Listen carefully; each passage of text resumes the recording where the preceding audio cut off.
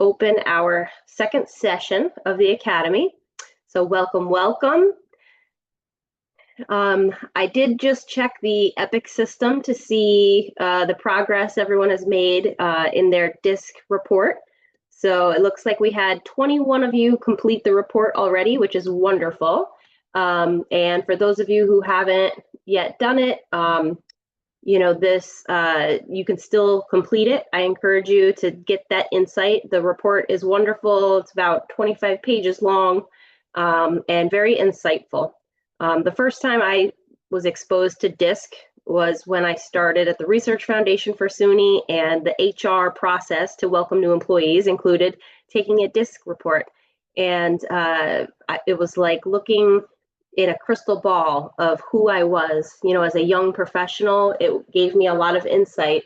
And they also gave me a summary of the DISC styles of who was on my team. And so that was remarkable.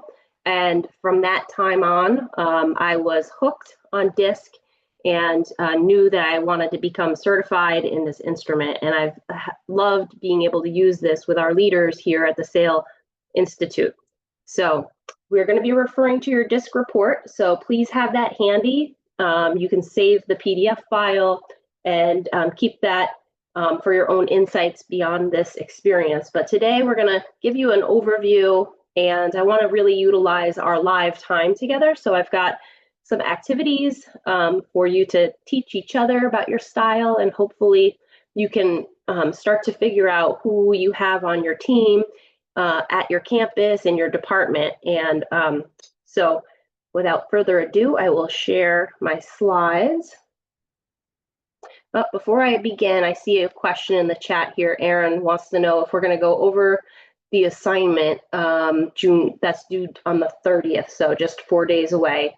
And so that actually, you'll want to check in with Leah in the Brightspace environment about that.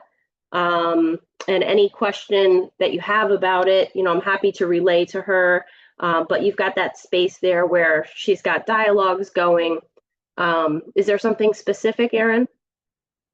Well, I was just curious when it talks about, it asks for top 3 leadership values in the introduction. And I'm assuming introduction means M1, that whole M1 section. And it's not, a leadership value is different from a domain? Yes. Okay. Mm-hmm. So it's a leadership value within the 6 domains. 3 of what leadership value would be within the 6 domains. Well, I would say your leadership values fall in knowing yourself. These are personal values to you. Okay. So like if someone asked me to describe myself as a leader in 3 words, right? Like it's trying to get to what makes you unique. Okay, that's clear. Thank you. And then we've got curious about whether we can share DISC with our faculty. Of course. There is a cost to take the assessment. So because you've paid a registration fee to be a part of this academy, that fee we use to purchase a license for you. So if there's anybody who really loves this and they want to bring it to their team, I'm happy to work with you. And to be able to do that, I facilitate these sessions with campuses all the time. So that's definitely something that you can do. I have a question. Should we share this with our dean and fellow colleagues as well? You certainly can. I mean, anything that you learn about yourself, I think, is helpful to improve communication and the ways that you work with each other. What we're going to do is help you understand your DISC report and the style that came up. And then hopefully some of this can be, something that you keep to be able to understand quickly, why things are like, they take more energy with certain people, right? And it's all about our DISC style and where we fall as opposed to them. And maybe why, like if we get into an interview, why do we click naturally with certain people? And what does that mean? Like, there's some real ease about that, but then there might be some blind spots too, right? Because we're not getting a different way of thinking about a challenge ahead of us. Ching. Yes, hello, Carolyn. So you were saying that each of us has been registered with a license for the disc, and are you saying that we could invite our, for example, department faculty members to take the same survey as well? You Is that, could, but then they would have to pay the cost to take an assessment for themselves. oh, So I see. yeah, yours is paid for as a part of the academy, but there's an associated cost. I think it's about $150. I see. So that that license given to each of us is just for us to take it individually, right? Oh, Yes, okay. Thank you. yes, yep. And the version that you took, actually show of hands, either real hand or a Zoom hand. Have you taken a DISC assessment in the past? Sheila has. Ching has. Okay, and Jen. Okay, good. Yeah, the disc styles stay pretty consistent. There can be some change, if you took this a few years ago and you were in a different role. My personal experience is that when I first took it those 15 years ago, my style was still, I'm an I. I don't know if that's probably pretty obvious. I'm extroverted and the I style. So we'll talk a little bit more about what that means to be an I. But my dot was in the center. And as I got more comfortable with myself and leaning into the roles and the things that work well for me, my style became more prominent, which means the dot is further out towards the edge. But it generally stays in that same quadrant. There can be some dramatic shifts, and that's usually role related. You're challenged to think in different ways with a different role that you're in. Let's see here.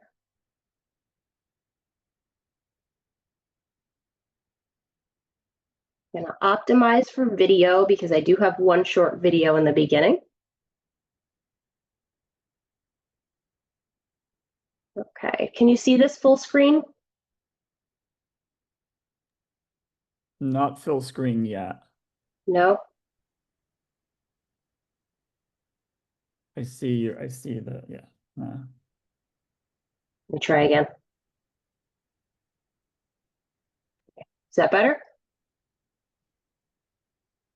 Full screen? Yeah. Okay, good. All right. And now I can see you too. Good. All right. Okay, so today is going to be a brief overview. Jacqueline, you can't see your report. Do you know where your style is? You do, okay. Yeah, if you can try to pull up the report, we are going to refer to specific pages in the report. You can't. It tells me I don't have access, and then I just tried to email it to myself. It hasn't come through yet, but I did. Okay. I just don't have access to it anymore. It says Okay. denied. So I'm gonna write down your name, and when we go into our breakout, I'll try to email it to you. Okay. Thank you. Okay. All right. So I mentioned I'm an I, so you can see I is one of the four main styles. That's influence, but there's also D, I, S, and C. So those are the four main styles. And you can see some words to describe each of the styles on the outside of the circle there. So these are some traits that you might notice about a person right off the bat once you know their style. All right.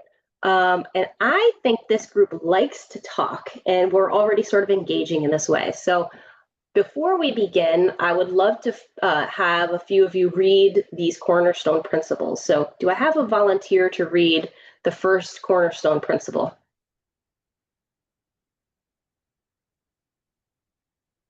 I'll go. Thank you. All disc styles are equally valuable. No one disc style is superior to another. Each brings unique strengths and challenges. All right, number two. Everyone is a blend of all four styles. Individuals exhibit all four disc styles to varying degrees, with one or two styles often being most dominant. Yes, so you may notice in your report that you have some shading, and that's where that comes in. So it's not just one way. All right, number 3. Work style is influenced by other factors. DISC measures behavioral tendencies, but life experiences, education, and maturity also shape an individual's work style. Thank you. Number 4. Understanding oneself is key. Self-awareness is crucial for effective communication and building stronger relationships in the workplace. Thank you, Erin. Number 5. Understanding others is key. Learning about the DISC styles of others can help you understand their priorities, needs, and fears, leading to more effective interactions. Thank you, Margaret. And number 6. DISC improves workplace relationships. By understanding DISC styles, you can build more effective and mutually beneficial relationships in the workplace. Thank you. Thank you.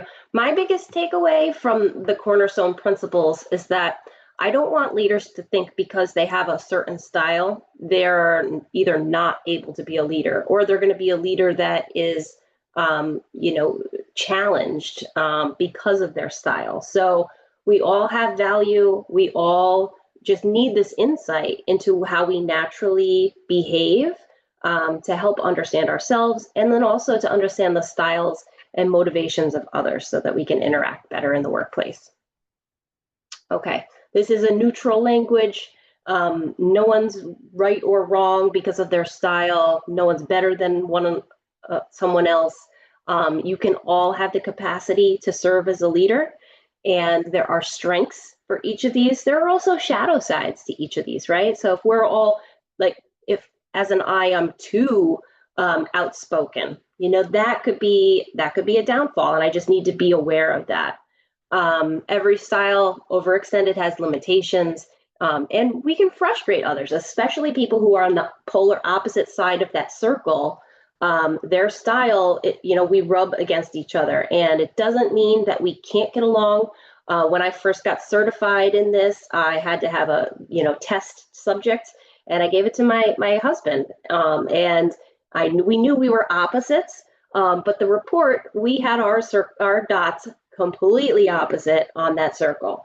And so that just means that we have to do a lot of communicating, because we pop out of bed really different people, and it takes more energy for us to meet in the middle. Okay, here's a short video.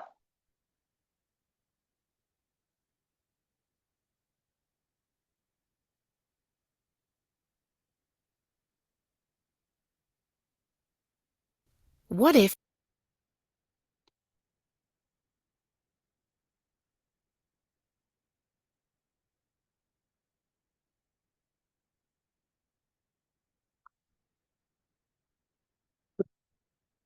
people had their needs written all over them? If you knew that this person wanted more independence and that person wanted a bit more reassurance, would it change the way you work together? Would it make your job easier? Yeah, it probably would. But that's not the real world. Or is it? Maybe if you had the right decoder, everyone's needs would be a lot more obvious. It would be clear how to work more effectively together, to be more productive, more satisfied. All you would need is a tool to help you understand where people are coming from. This is DISC, your decoder. It gives you a way to quickly understand the needs and priorities of the people around you. It describes 4 basic styles: D, I, S, and C. Here's how it works. First, everyone has a dot. That dot tells you your DISC style.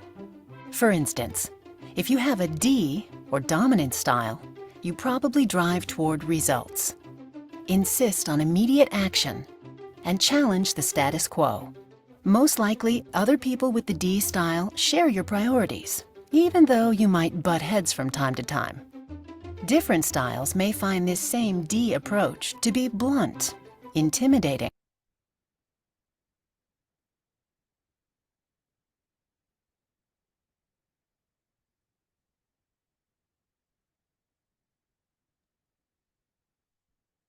Has it stopped playing? Has it stopped playing on my end?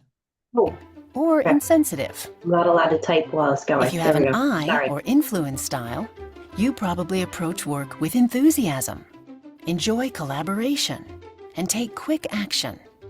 Others with the I style probably find your energy exciting, even if the two of you are a little too optimistic at times. Different styles may find this sort of liveliness and fast pace to be sloppy or reckless. Or you may have an S or steadiness style, which means you like to support people, maintain stability, and enjoy collaboration. People with the S style will probably appreciate your patient and easygoing nature, even if that means there's little sense of urgency. Different styles might see you as overly accommodating or indecisive. And finally, if you have a C or conscientiousness style, you probably focus on accuracy. Use your logic to challenge ideas and seek stability to ensure consistent outcomes.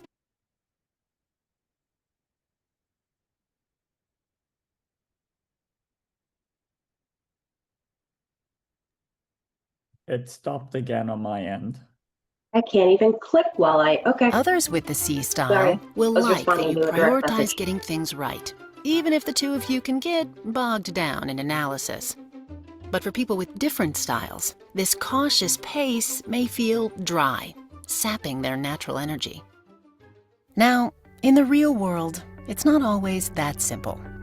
Your dot can be between two styles, such as in the area between I and S. And you can have 4 or even 5 priorities. For example, in addition to collaboration, enthusiasm, and support, you might also share the priority of accuracy with your C coworkers.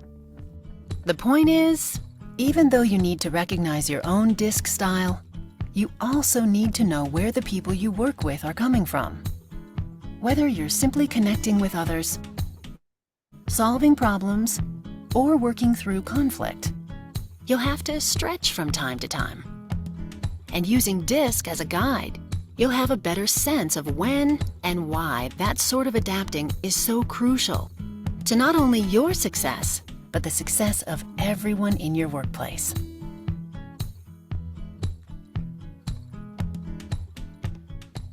Okay. All right. So in the beginning part of your report, you'll want to make sure you take a look at where your dot is. And I hope you had a chance to read the summary page where it really describes your style. If we were in person and had more time, I would give you a chance to really read through that and underscore the things that really resonate for you. If you've got lots of underlines under those things, chances are that your dot is going to be more towards the edge of the circle. You're strongly inclined to that style. More towards the middle, you've got a moderate style in that area.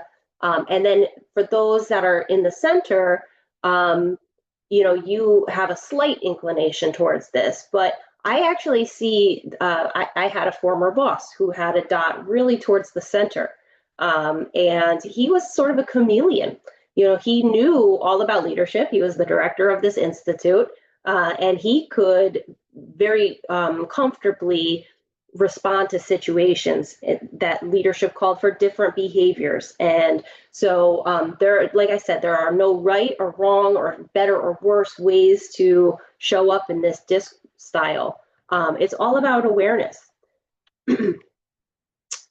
All right, so everyone should have between 3 to 5 priorities, and this is where you like to spend your energy. So, for those of you who are I's like me, you like to do things like get out in front of a group and speak or try to be persuasive in some way, and that comes naturally. But then the vice versa, that is that, areas across the map, like the C group, they're all about accuracy and research and thoroughly exploring all aspects of something before they reach a decision. They want to make sure that what they have concluded is accurate.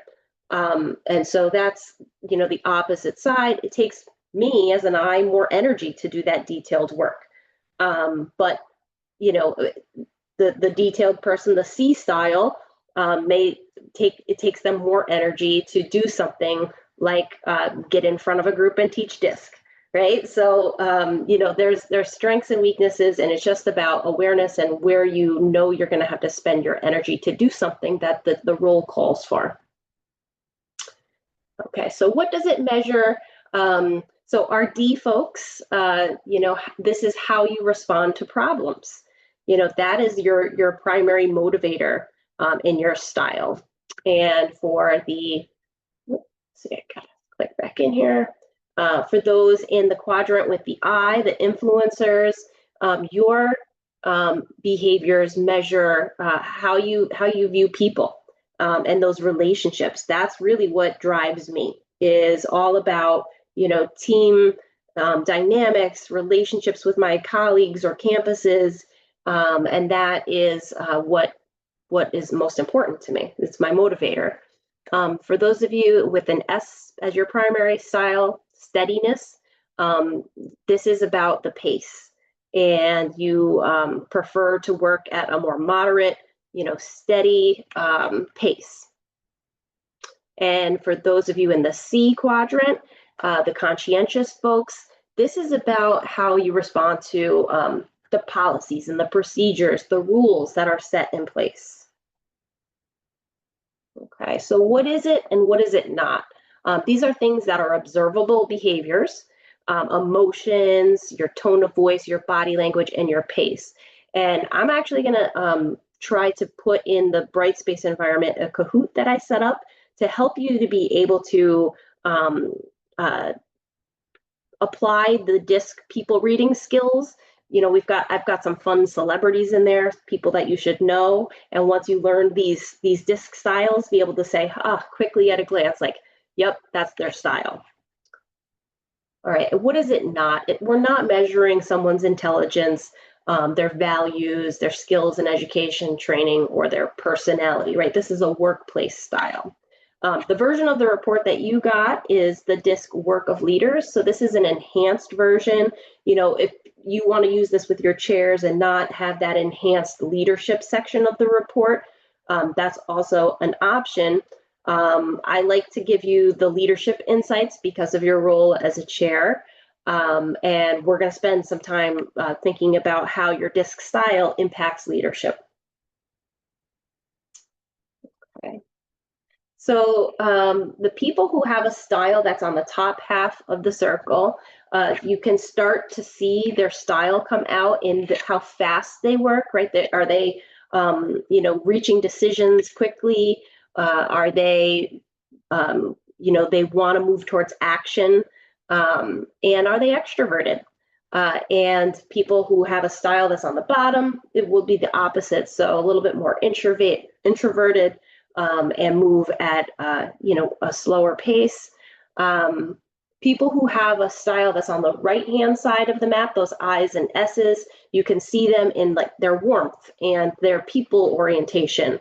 Are they striving to have harmony a little bit more than the focus on reaching the task and meeting the challenge ahead?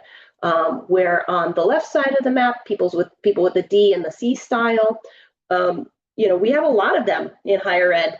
And this is, I think, part of the training, right? You are trained to be critical thinkers. And so that makes sense that your style would appear on that side. You're focused on the task. So people on the top, a little bit faster, people on the bottom, more moderate paced, people on the right are warm and, you know, people focused. And whereas the people on the left are really focused on that problem and the challenge and the critical thinking.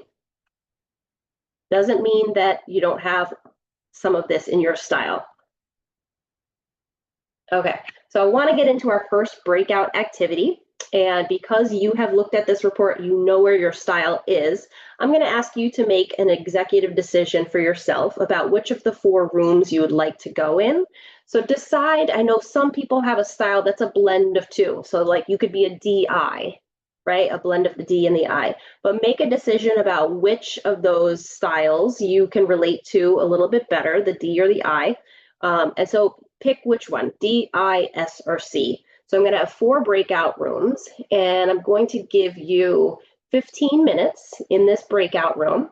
When you first get in there, pick someone who is going to take notes that can be any format you'd like, piece of paper on the side, a note, or digitally you can do that. But identify who's going to take the notes and pick one spokesperson. So when we come back to the large group, who's going to talk for that group style?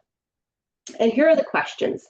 And Ching, I see your hand up. I just want to review these questions quickly, and then you're free to ask whatever you would like. So what do you like about your style? What stereotypes about your style do you want to explain to others? And then what should others know about how they can work well with you?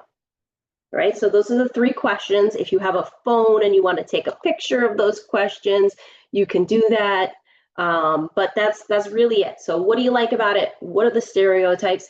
And how can others work well with you? Ching. Yeah, actually, you answered my question already. So one thing with the breakout room is that once we are in the breakout room, we don't have access to the PowerPoint slides anymore, like your presentation anymore. So sometimes the questions you raised, like before the breakout room, we don't remember. So my question is it possible that you upload the presentations ahead of time so that we can have access to those questions? Did I explain it? I don't understand what you're saying. Uploaded to Brightspace. Or what we could do is just do a screenshot, but give us Yeah, time or- give us time to do a screenshot, so before we swip into the groups, take a screenshot of it. Yeah. And the other question for all of the presentation slides, are you going to upload all of these presentation slides onto Brightspace? Yes, ma'am. Oh, okay. Thank you so much. Yes. All right. Any other questions before I open the rooms for 12 minutes? I'm sorry, can you just explain? I said 15, didn't I? 15. I'm just wondering, how do we decide what group we're going to go into again? Could you just? Yeah, I'm repeat going to that? give you that authority to decide, Melissa. So on your DISC report, it will have your DISC style. And you may have a blend. What is your style? Can I just ask you? I'm a C. A C. So easy decision. You're going to go right into the C room. Okay. Some people will have blended too, right? All right. Thank you. Are we ready to open the rooms? Everybody has the questions? Okay, you'll decide your note taker, your spokesperson, and you'll have 15 minutes to discuss those 3 questions. What do you like about your style? What are the stereotypes you want to explain to others? And how can other people get the best out of you? How can they work well with you? Okay, here we go.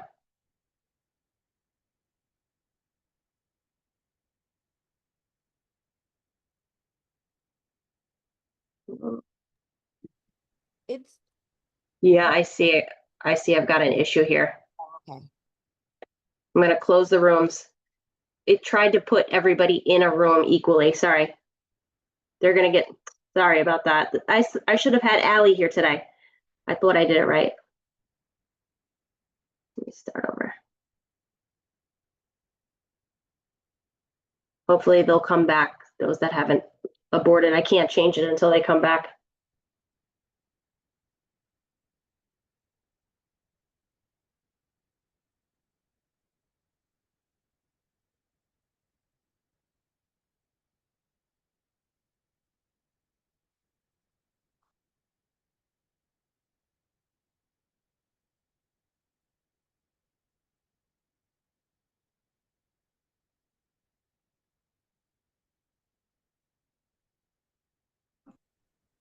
Carolyn, I was in the iRoom and it didn't give me a choice. It just put me there. Yeah, that's why I said, come back, everyone. That was my error in Zoom. I set up the rooms, but it tried to assign you. It like automatically spread people out. All right, so I'm going to recreate 4 rooms, assign manual, let the participants choose, which is what I thought I picked. But here we go. Oh, okay. So we got D, I, S, and C. All right. Here we go. We're going to try again.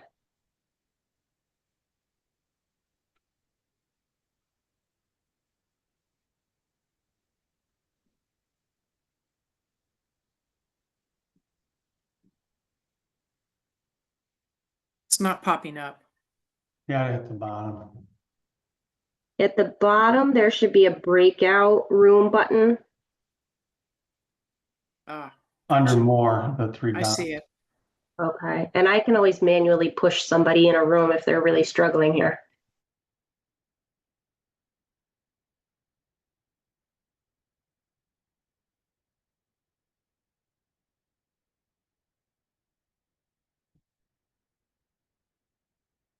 Go down into the detail. We like trying to be fair, and sometimes it can be catastrophic for us, right? We were talking, I brought this up as an example, putting in every detail in my syllabus to cover anything that the students might not understand, and then something happens that shows that you just didn't cover it. So it for me, it feels like a failure, like I didn't cover that, right? And finally, what are things that we would like others to know about us so that they can work better with us, right? We have high standards, right? We have high standards. With that overcriticalness, we have this message going on about critiquing, and it's because we have these high standards. We believe in mutual respect. We believe in looking at the data and the evidence before we make a decision, but we also can be open-minded, all right? And we would ask that others have more patience with us, because that going down into the detail level can be really difficult if you're not a detail-oriented person, right? And being open-minded, we ask that people be open-minded towards structure, and really understanding at the end of the day that when we make decisions, that we have good intentions for the department, that we don't come from a bad place or a selfish place, that we're making these hard decisions because we see it as for the good of the department. Thank you, Melissa. Any questions, comments, something to add from the group about our C styles? This is your chance. Maybe you work with a C and they're really challenging and you're like, but what about this? All right.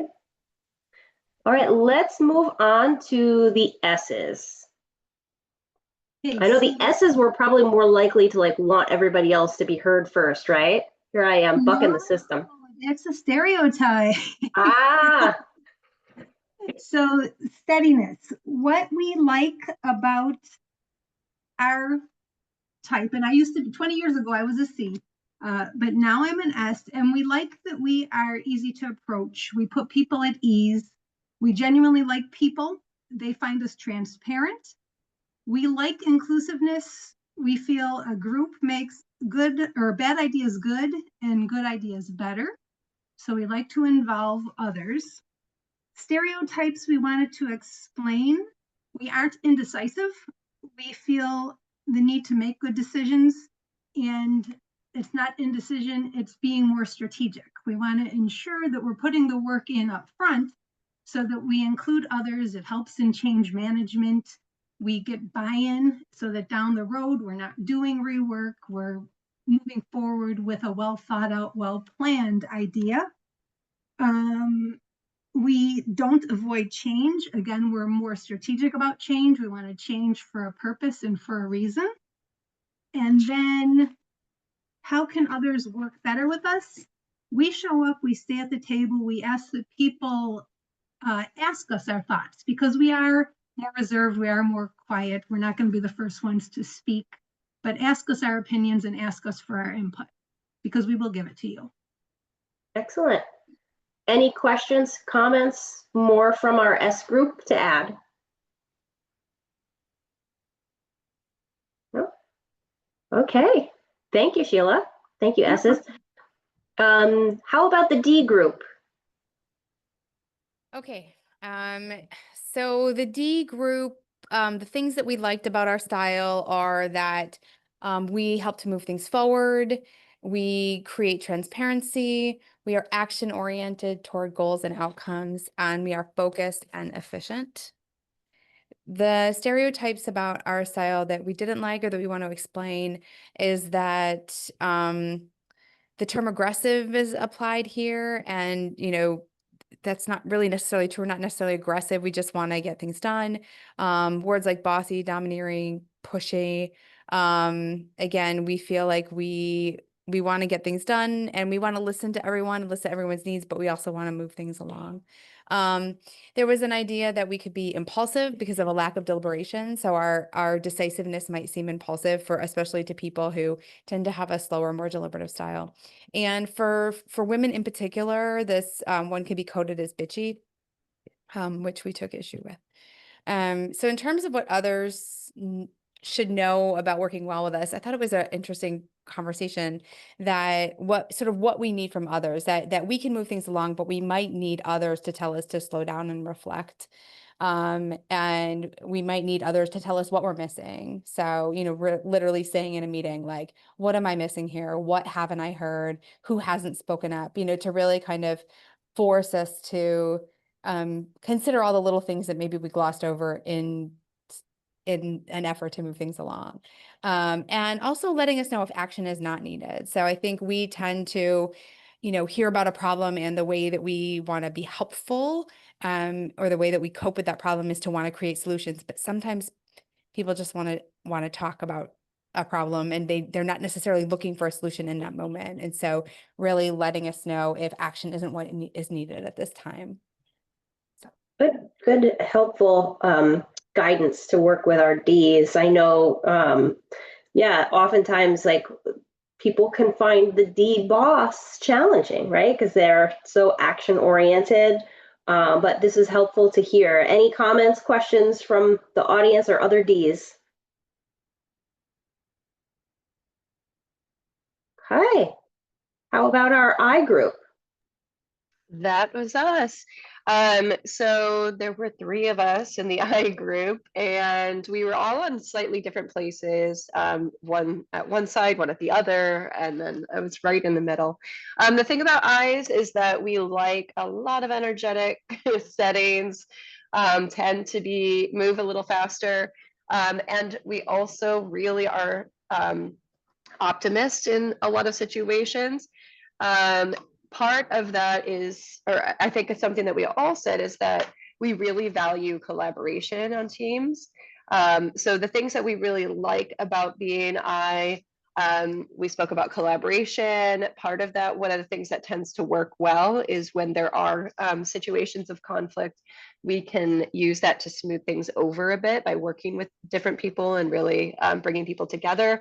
Having inclusiveness on a setting, and then driving toward a vision, or driving the team toward a vision and rallying the troops toward that vision can be a strength of the I's. Although Erin said sometimes that might be a little too fast for some people. So that's something we have to watch out for. Stereotypes we spoke about for I's that we are not so happy about. The stereotype about not having follow through or organization is a little bit frustrating for me personally. I would say that we do tend to be organized. We use one of us at least said there were lots of spreadsheets in his life, but we do have a lot of organization and we do have follow through. But I think one of the things when you're working so closely with people is you spend a lot of time on those conversations. And during those conversations, you pick up a lot of other details to a situation where you realize other things need to be attended to as well. And so you tend to have a lot of balls in the air at one time. And so it may take a little bit longer or look different to get things done, but it does get there. Sometimes we don't always pay attention to the signals because we're moving too fast on things. So Erin had kind of spoken about that as being an I on one side of that. And then Ashok actually spoke about how one of the stereotypes for him was that being an I is that it's easy to be an I, and that does not always come easy. Always having that energy and being affirming to others still does take a lot of effort. And so while it's a natural style, it still takes our energy and focus. What we would like people to know about how to work well with us, honestly, it all came back to collaboration. So being open-minded to new ideas and forward movement, but also come back and be collaborative, give feedback, be honest about what's happening in the process, and collaborate throughout the process. So I think working well with eyes just means that we're always checking in and getting teams involved or working from the bottom up so people are aware of what's happening every step of the way, basically. Not every step, but you know, throughout the entire process. That's it. Thank you, Ashley. I know my head was bobbing the whole time because I can relate. And so hopefully you enjoyed working with your like-minded colleagues. And I don't know how I missed this slide, but I'm going to put it back up on the screen. And yesterday you all used the annotate feature, and I would love it if we can have a map where you have your initials on the map where your style is, so we can all see this. I'm going to make this. Yeah, there we go. Margaret's already taken charge here. Thanks, Margaret. Can you all see the circle and the annotate feature again and put your initials where your style is? Carolyn, I think I'm going to have to do this separately with you because I still can't see annotate. No. No. I fear that mine is in a different place because I'm a host here. I see it as a black menu bar at the top, a pencil that says annotate. Ours is at the bottom, at least on my Mac. It's a bottom green pencil on top of a line. And if you click on that, then that's annotate. Yeah, I don't even see a pencil. If you first click on more, do you see more at the bottom of your screen? I did click on that and it says captions, settings, stop incoming video, and You return to want to default. click on whiteboard, and then There is- you should see a little box that pops up where you can select the annotation tool. I don't see whiteboard. Oh. No. In order to see the green annotate tool, you have to kind of Yeah. hover over it. It's not there unless you hover. So on mine, where the audio thing is, where you click to mute and unmute, if I take my cursor above that, if I start to move up from that with my cursor, it shows up. Okay. I see the mute and I'm hovering. You have to move your cursor up. I just threw a screenshot into the chat if that helps. There it shows the bottom Okay, corner. let me just look at that. So I'm just looking at this now as we give another minute to have everybody's initials added in, but you can see we've got a lot of people on the bottom of the circle. So a lot of C's and S's. And I'm just wondering, do you see people with the same style as you on your team, in your department? Are you automatically thinking, I heard that group talk and that's that faculty person I'm working with? Just wondering if some of this is starting to come to light for you. Carolyn, I think one thing that I've learned over the years is, and you said it earlier, we evolve with our personalities based on the environment we're in, right?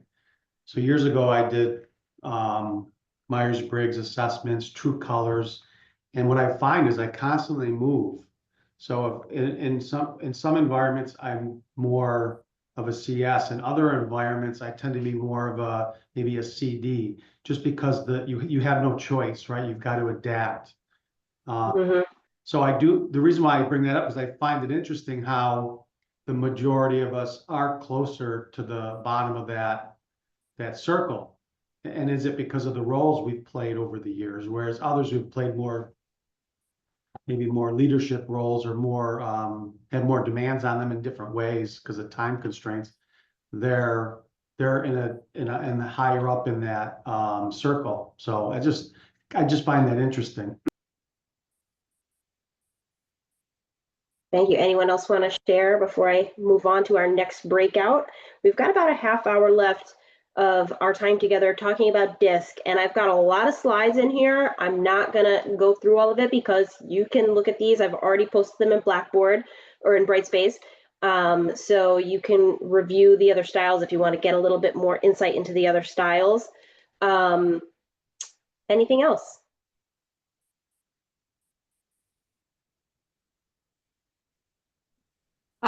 I'll just say that I really enjoyed hearing. I love the question about what others need to know to work with us better. That's very revealing. I'm glad you like that question. Could I just ask something for the I people? One of the Mhm. things I noticed about what they said, I wonder, so I'm part of the C group. So how organized are I people? I'm just curious about it because that's really big for C people. And so I'm just Yeah. wondering, how's that work? I I can can- only speak for myself. Or Aaron, go ahead. No, go ahead, Ashley. You said first. Go ahead. Well, I know Aaron uses a lot of spreadsheets, so I think I am actually quite organized. I have a lot of things in different places, but I know where to find it all. So and stepping, into the first year or out of the first year, I think that I've actually created a lot of processes that haven't been in place before. So I think we adapt when we have to adapt. So maybe my initial thing is, and I'm going to go get everything organized, but I think that we do use it, and maybe it just depends more which setting that's in. Yeah, But I'm pretty organized. I'm similar to that as well. I like processes, putting processes in place, being organized, but I think sometimes we're also forward looking and try to from a driving vision, and sometimes we forget things or forget to share details to bring people forward. So we have to be more conscious of that, which is why I do a lot of spreadsheets so it's clear and deliverables and clear on vision and and who's responsible for what and what have you. But it's not foolproof because they can't sometimes read our minds. At least that's my perspective. Yeah, Aaron, I can share too. I can relate to that. And also I told you that I'm a strong I, the husband was a strong C. And so he would have lots of spreadsheets, an accountant reconciling millions of dollars in spreadsheets. So like he would be like, to me, tunnel vision. Right. And I was more big picture and think, oh, what about that very important thing that we did last year like he's so focused that sometimes it's helpful to have that different perspective, like the big picture, zoom out. Yeah. So yeah, and I would praise his organization. And when I come organized, I feel proud of myself because I know that the C respects that. Yeah, But absolutely, yeah, I mean, absolutely. it takes all of us though. Yeah. All right. Any other questions before I give you a little pop quiz here? I've got a slide up. I think you can see this full screen, right? Okay. All right. So which style questions too much? C. Good. Yep. Me. Unmute yourself so you can yell it out. C's. All right. Which style talks too much? Aye. I resemble that remark. Which style directs too much? D. Which style agrees too much? S. Good job. All right. Overextensions, cares more about what others think is wise. S. Risks more than others think is safe. D. E. I. Oh. D. Okay. Dreams more than others think is practical. I. Okay. And expects more than others think is possible. C. See, So these are the shadow sides, right? This is overextended. All right. So perceptions. If you see yourself as quiet, but others see you as disengaged, then you're probably a S. C. If you C. see an S, yes. If you see yourself as conscientious, others see you as fussy. C. see, Yes. You see yourself as in charge, others see dominating. D. D. E. Yeah. And you see yourself as convincing, others might see a con artist. I. See, I have to be careful of this. I know sometimes when I'm talking to people, I'm like, I'm not trying to sell you anything. If you see yourself as confident, others might see you as opinionated. D. You see yourself as organized, others see a stickler. C. You see yourself as socially skilled, others see long-winded. I. And you see yourself as thoughtful, others see slow. S. Very good. Yes. All right. I want to get you into breakouts. I've got them set up as pairs. This is random pairs. And you're going to refer to your report, your DISC report, page 20. That has a summary of 3 leadership strengths that came out for you. I want you to take 6 minutes. Each person will have 6 minutes of airtime to look at those 3 strengths, share them, and share an anecdote about how that strength has played out and maybe hopefully benefited you in your career. Is that clear? So each of you will get 6 minutes, summarize your top 3 strengths and how has that shown up for you. All right, without any questions, I'm going to open these breakout rooms. I haven't done that. Carmel, we're together again. Right. Did it?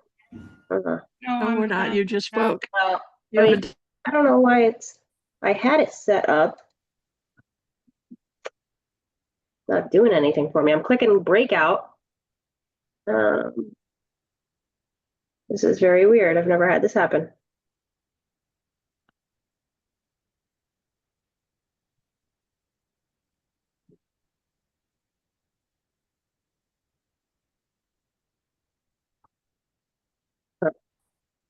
All right, I'm going to try to close a few things and see if it, oh, here, up here. Open rooms. There we go.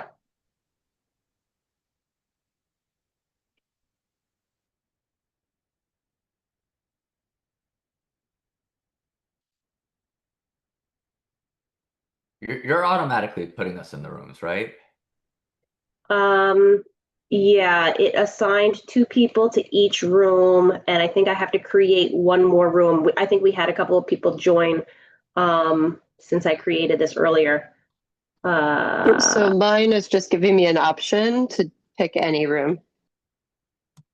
Yeah, I've got to create another room. Yeah, let's just create 1 more room. Yeah. Oh, actually, this could be our room, Ashley. This, yeah, why don't we just do it? As long as you're okay with me being here. Okay. Okay, yeah, that's fine. Ashoka has to Alright. walk and get River, so you're coming with me while I do this. Oh, I'm so excited. I've done this before in real life, so it'll be fun to see how that is on the schedule. That's right. Do you want me to start with my 3 strengths, Ashley, or do you want to start with your 3 strengths? Why don't you go ahead? I'm going to carry my remarkable so I can read my report while I'm walking. Oh my god. She has a Start with remarkable, yours. I'll Caroline. mute while you share. Can Caroline, you take you know, notes? have you seen this remarkable? It's amazing. Oh gosh. It's an amazing piece. Would you like me to actually show it? Yeah, I have no idea what you're talking about. God, it's so cool. Here, if I glitch, it's because I'm looking at Wi-Fi. It's this thing. It's like an e-ink notebook that feels like paper. It is. What? It feels like paper. I can put my PDFs and write all over them. It's incredible. Oh my gosh. Seems like the future is now. That's right. Okay. And then they accuse you of not being organized, Ashley. Jeez. Thank you. See, we are so organized. Oh my goodness, I also just realized we're all 3 eyes, so. Yeah, we are. You This deserve is a to be in the problem. I section. I prioritize the big picture. That works really well when I need to. All of these work really well for being a teacher, to tell you the truth. Like prioritizing the big picture has really helped me in being a teacher, telling people, where am I now? Where did I go? What happened? What are you talking about? Oh, I thought you guys all disappeared. You disappeared. Okay. So, Caroline left. Caroline got kicked out of the meeting, I think. Oh. Yeah. Okay. Interesting. So I prioritize the big picture, being expressive and being encouraging. All 3 things work really well for being a teacher. Students know where they're going. Students being expressive helps give students motivated and interested, and being encouraging helps students persevere through challenges. So all 3 of those have really paid off in terms of being a teacher. How about you? So Ashley? your anecdote is teaching that's helped. My anecdote, yeah. I mean, I could tell you a specific. Do you want a specific anecdote? Yeah. I believe you're supposed to.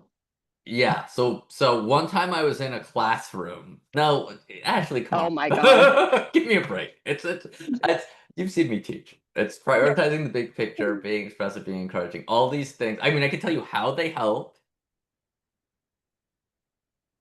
I mean, Wasting wait. time you're walking. Can you tell me your 3? No. Okay. Mine are seeking counsel. Okay, I'm actually just really reading this for the first time, so there's that. I know you are too. Okay, so you have a tendency to seek the advice of people you trust when developing a vision. Okay, so, okay, I seek counsel rather than do things independently. Okay. I explore implications. Hold on, I'm just checking what time it is. Okay, we're good. Okay. What does that mean? Blah, blah, blah. Instead of pushing forward.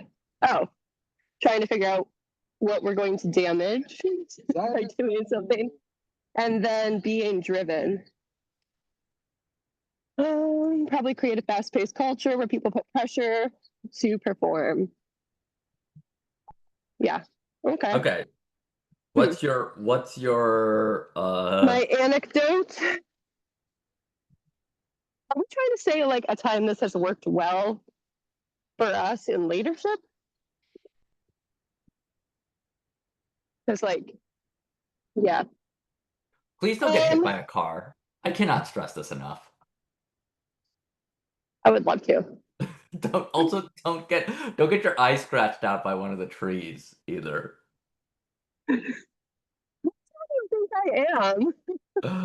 Oh my God. I feel like you're Mr. Magooing it right now. Okay, so this is really fun. Yeah, not so Unprofessional of me to be easy to doing. come up with an anecdote, is it? Huh? Shut up. Shut up. I love that we keep getting paired together, by the way. I'm glad we are. This is amazing. This makes it. I don't think any other person would be able to understand my SI energy. No, my we have Sports other people in the Illustrated room though. So, okay, so I think my anecdote, seeking counsel, that's definitely with Cheryl, right? Yeah. That's our dean for all the people who are here. Yeah, so our dean who just left. I think in becoming chair, as you know, Ashok, my department is like difficult. Until you became chair and now they all got along or something. Yeah, so they don't all get along, but it has been better. I think a big part of that is that I've been really talking to everybody. And part of that was like getting ideas from Cheryl on what has worked in some departments, what might not work. And then I also do that with the faculty. And maybe that's manipulative in a way.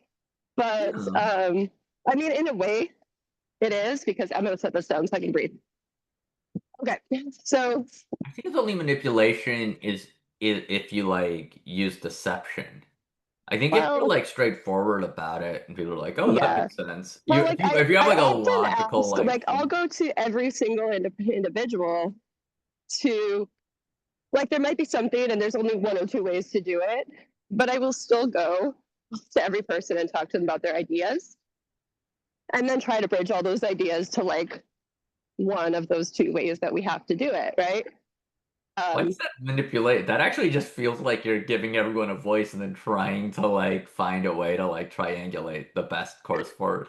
That's not Yeah, but there manipulation. might be one Manipulation would predetermined be way it has to be like done already. my hands are tied and the department will be eliminated if I don't do X.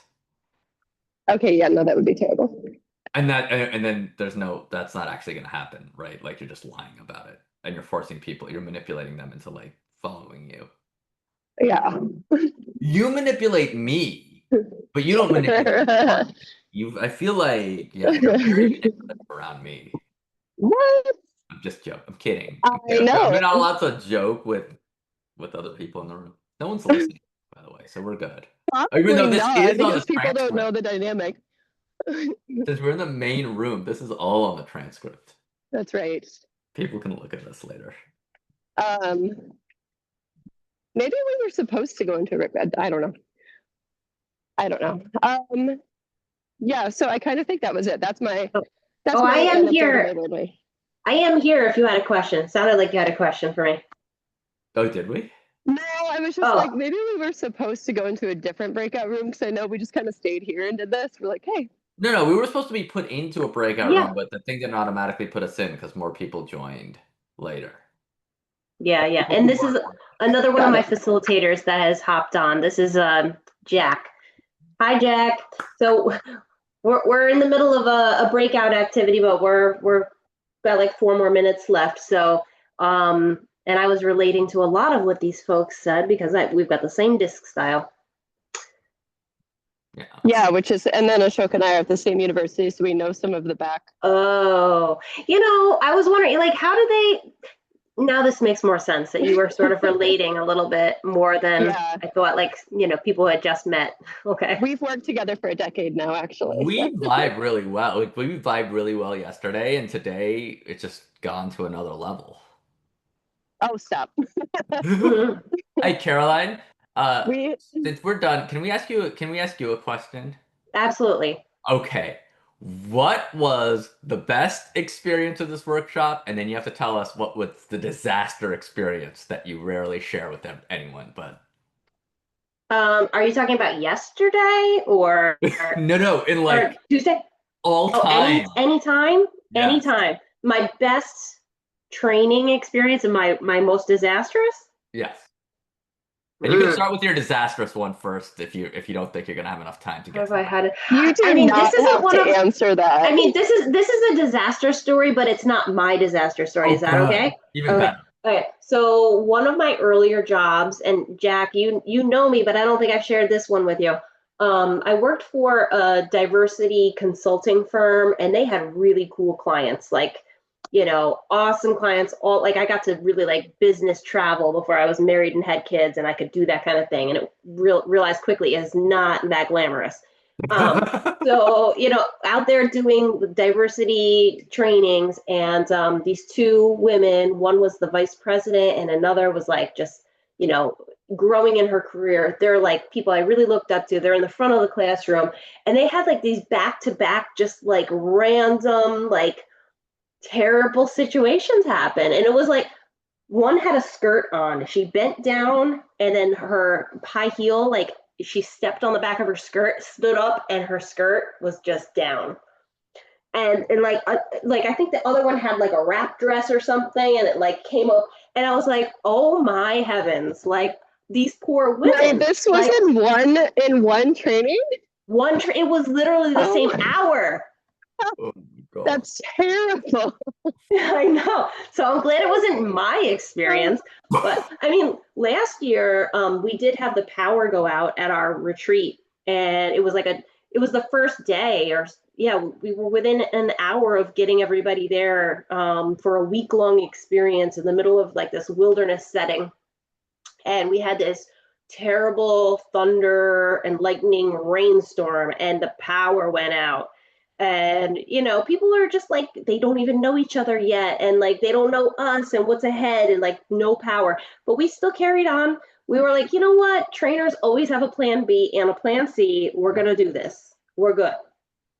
Wait, can we go to like an in-person retreat with you? Yeah, I would love for any of these chairs to be a part of. It's a week-long experience every first week in August at the White Eagle Conference Center. Here, I've got my fancy little agenda. Do we have to apply for it? You can nominate yourself, or a leader from your campus can nominate you. And we've got, it's a lot. Like, we do a lot on site.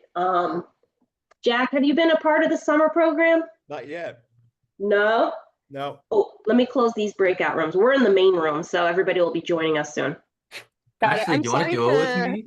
I'm sorry for my background, everyone. I'll shut off my camera here, but this is the issue of not having family when you have kids that are in schools with the last day. So I'll go pick her up. No worries. No worries. Well, I got lucky. I got to hang out with the eyes. Yeah. We bring the color. We really are the life of the party. No, Andrew's the life of the party. Look at that shirt. Yeah. Oh, wow. It's always good to bring some color.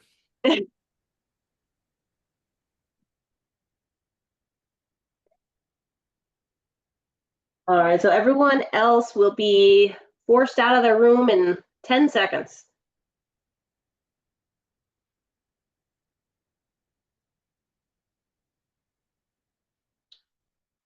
I closed my slides because I was trying to get that breakout room to work, so let me open those back up.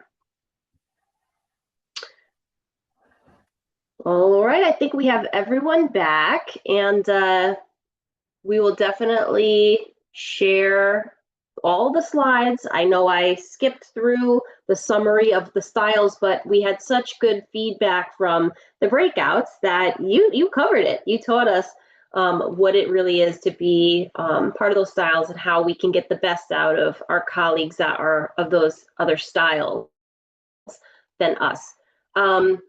I'm going to share one more slide, and then that will take us to right about the end here. And then I will promise I will give you a 15-minute break before we transition to the next topic, which is managing up. Here is my last slide that I want to bring to your attention. So the next 3 pages of that DISC report, pages 21 through 23, this highlights some challenges that you may face as a leader, just based on your DISC style, your profile. And I told you from the beginning, DISC is a strengths-based approach to leadership. So we spent most of our time talking about our strengths so that you can really get a clear picture of what you do well and naturally and do more of that.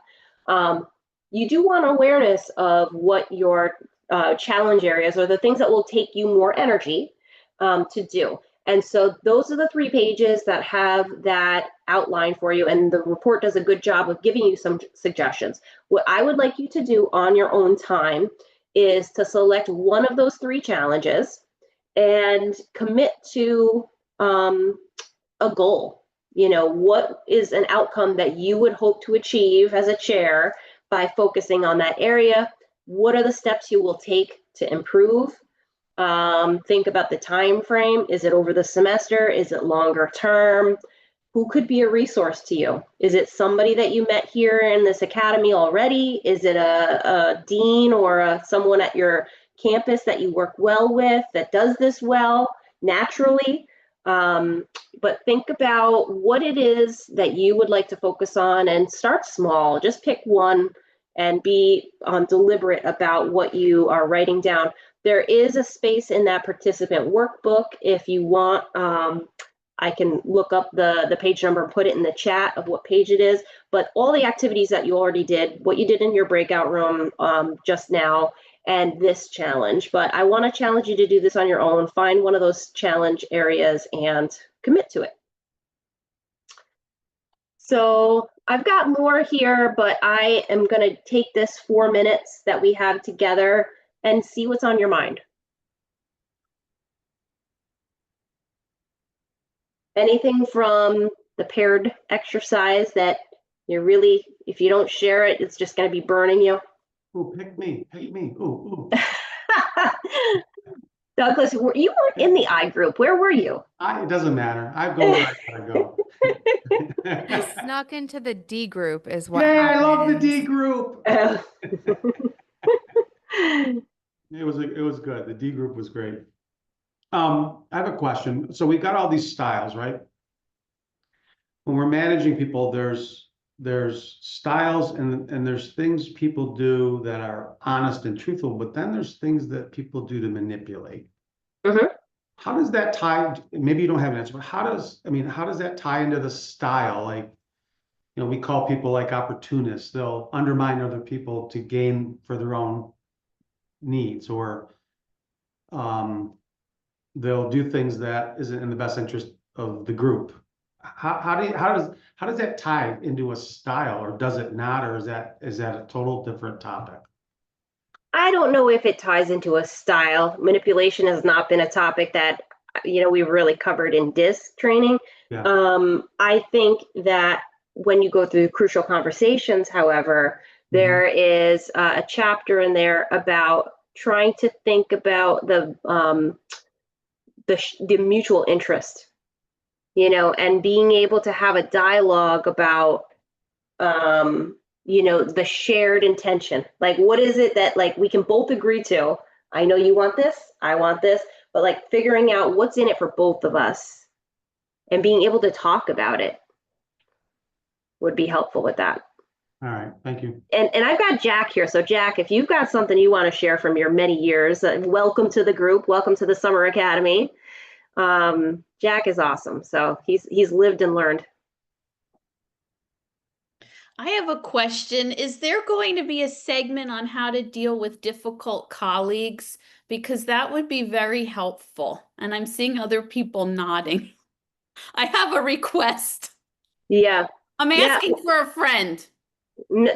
I think that we all struggle with this, and I think the topics that we're going to cover, while it's not, you know, explicitly said, this is to deal with your difficult colleague, but understanding their style, right? Like, we know people want to show up and do their best work.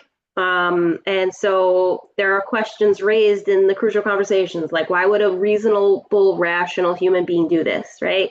You know, so it's like asking ourselves some of these questions to try to figure out the motivation a little bit. So we get there, it's just not explicitly like this is the title of the workshop.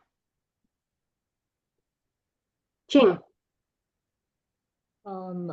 Yes, so just as a supplement answer to Jacqueline's request, I don't know if you have started taking the Crucial Conversation course. I started yesterday, and I find it extremely helpful because they have a discussion board with different polls answering all of those different questions. I gave you some examples because I'm taking notes. How to deal with an employee who thinks he's awesome and I do not. And my employee wouldn't respond to constructive criticism. What do I do? So there are amazing polls because I am precisely that kind of person who has difficulty with addressing problems and deal with difficult colleagues. And I find really very practical and realistic and helpful advice, very wise advice there. So if you have not started, I highly encourage everybody to do it. Yeah, and I can't stress enough how helpful this network of people that you're with now can be to you. You know, you are meeting people from other campuses who are in a challenging role themselves as a chair, and just talking about what it is, like honestly with someone, you know, they will ask you the question so that you can figure out the solution to your own challenge.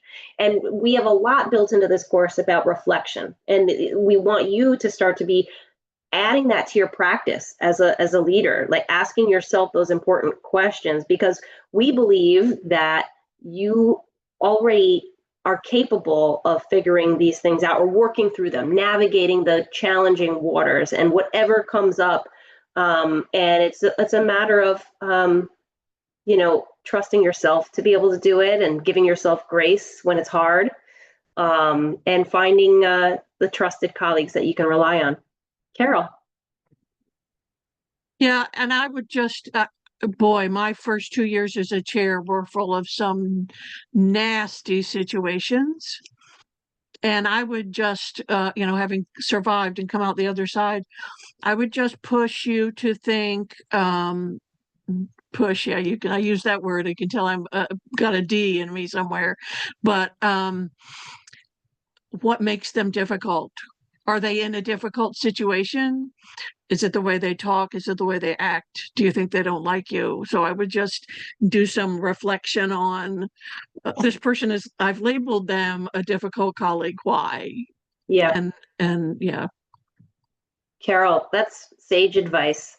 And, you know, I'm happy to work with any of you one-on-one. I feel like challenging colleagues is a specialty area of mine.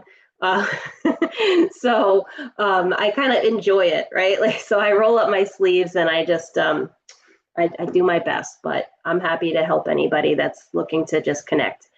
It's 2:32. I promise you 15 minutes. So we will come back at 2:47 and we will talk about managing up, working with your dean.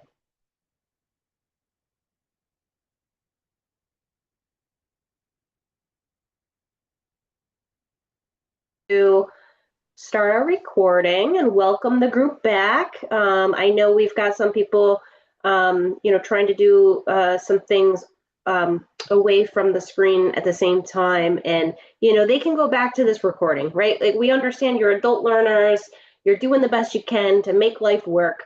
And so we just appreciate that you are here with us to start to think about these roles that you're in. We polled the group yesterday or Tuesday on their opening day, and we discovered that 60% of our group, we have 27 people, 60% of them, they are going in without any chair experience. Wow. So we've got, some that have, I think the highest was 14 years, but the majority are here really trying to understand what the role is and how to navigate things. So we've spent some time today talking about self-awareness and understanding DISC styles, but we know that managing up to the dean is important, and we always have this as a topic of conversation. We've invited in two of our leadership fellows, Dr. Sue Phillips, who is out of UAlbany, and she'll share a little bit more about her background, I'm sure. And we also have Dr. Jack Oliva. He's been a senior leadership fellow for SAIL and has been involved in the Chairs Academy since the beginning too. So they both have deep roots here and are really here to serve and to help make this transition from faculty to chair role, one that is as smooth as possible in a very unsmooth environment. So welcome Sue and Jack, and when I notice Ramin, who they did get a chance to meet already, join, I will make sure that he's welcomed in. Great. Wonderful. Thank you. Thank you, Carolyn. We called this session Managing Up, and I just lost my video. There we go. And wanted to start with just an introduction of myself and Jack and Ramin when he comes. Jack, I'm gonna hand it to you to let us know who you are and where you've been. And then I'll do mine, and then we'll get set up. Thanks. So I'm Jack Oliva. My area, if you will, of academic area is music. I'm a musician. Started my career teaching high school music for 12 years. But I've been a chair at two large research institutions totaling about 16 years. I was a dean at the University of Nebraska for 10 years, fine and performing arts. And then I was the chief academic officer, vice president for academic affairs at FIT. And then I retired. And so the work I've done all these years, what has kept me doing this type of work was really what got me into the business in the first place, is teaching and loving working with people and helping people help themselves.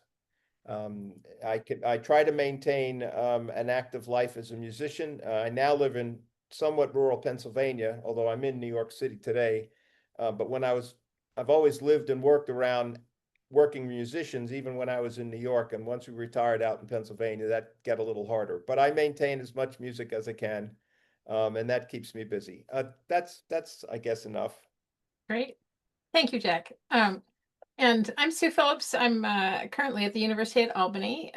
My background is actually in psychology. And while my peers had told me that I'd stopped being a psychologist when I became an academic administrator, I said, oh no, I've never been more of a psychologist.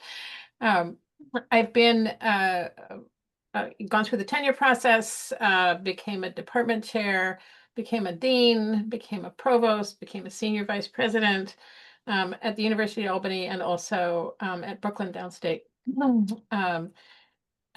So the right now I'm back with the faculty. I have to say I love the faculty role. I get to teach. As Jack mentioned, getting into this business is one of teaching and curiosity, and that characterizes my interest as well. And I've been working with SAIL and with Jack and with Carolyn for, gosh, many years now. Yeah, it's a lot. So I wanted to just start us off by talking a little bit about what the chair's role is. And let me say at the very beginning that I think the chair's role is the hardest one on any campus, any institution. You're in the middle like no other job. You have to be able to speak faculty ease and administrative ease. One of your eyes has to be on the tasks of your department, the concerns of your faculty, the concerns of your students. And the other eye has to be on the next level up, the dean or the unit coordinator or the provost, whichever your structure is. So you're going to be focusing on you, and you've probably been, hip deep in the concerns of faculty, students, schedule, getting the trains to run on time. We want to talk today about the other eye, the one that has to be looking up. And so we talk here about sort of challenges and strategies about how that dean or provost likes to work, how you communicate with them, what their job is. If you were listening to Jack and I chat during the break, you heard us talk about what some of the stressors of the provost role is. So we're going to start with a quick reflection for you to think about, jot notes to yourself. This is not going to be turned in anywhere, so this is just for you. If you just take a minute to jot down a satisfying interaction that you had with a dean or vice provost or provost, something that felt like it really went well. That's number one. And number two is an unsatisfying interaction. And I'm just going to ask you to make those notes for yourself. I'm not going to ask you to share it, but I'm going to come back to those at the end of this. So let me give you a minute to do that.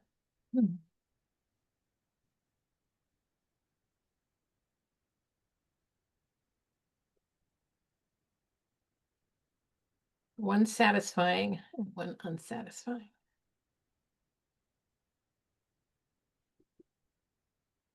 And if you need to use the word infuriating for the second one, that's fine too.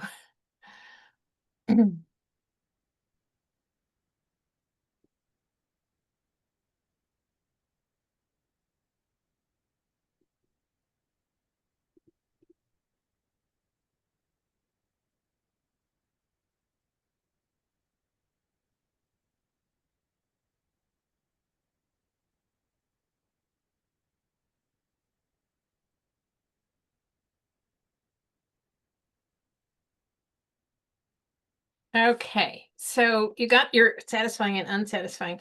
So what I'm going to do is talk with Jack in sort of an interview format. I'm going to ask him questions, ask myself questions, and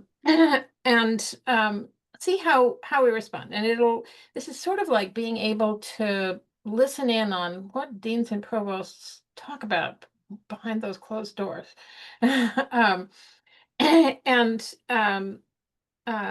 If you have questions along the way, put them in the chat. I'm going to ask Carolyn to keep an eye on that in case I miss it.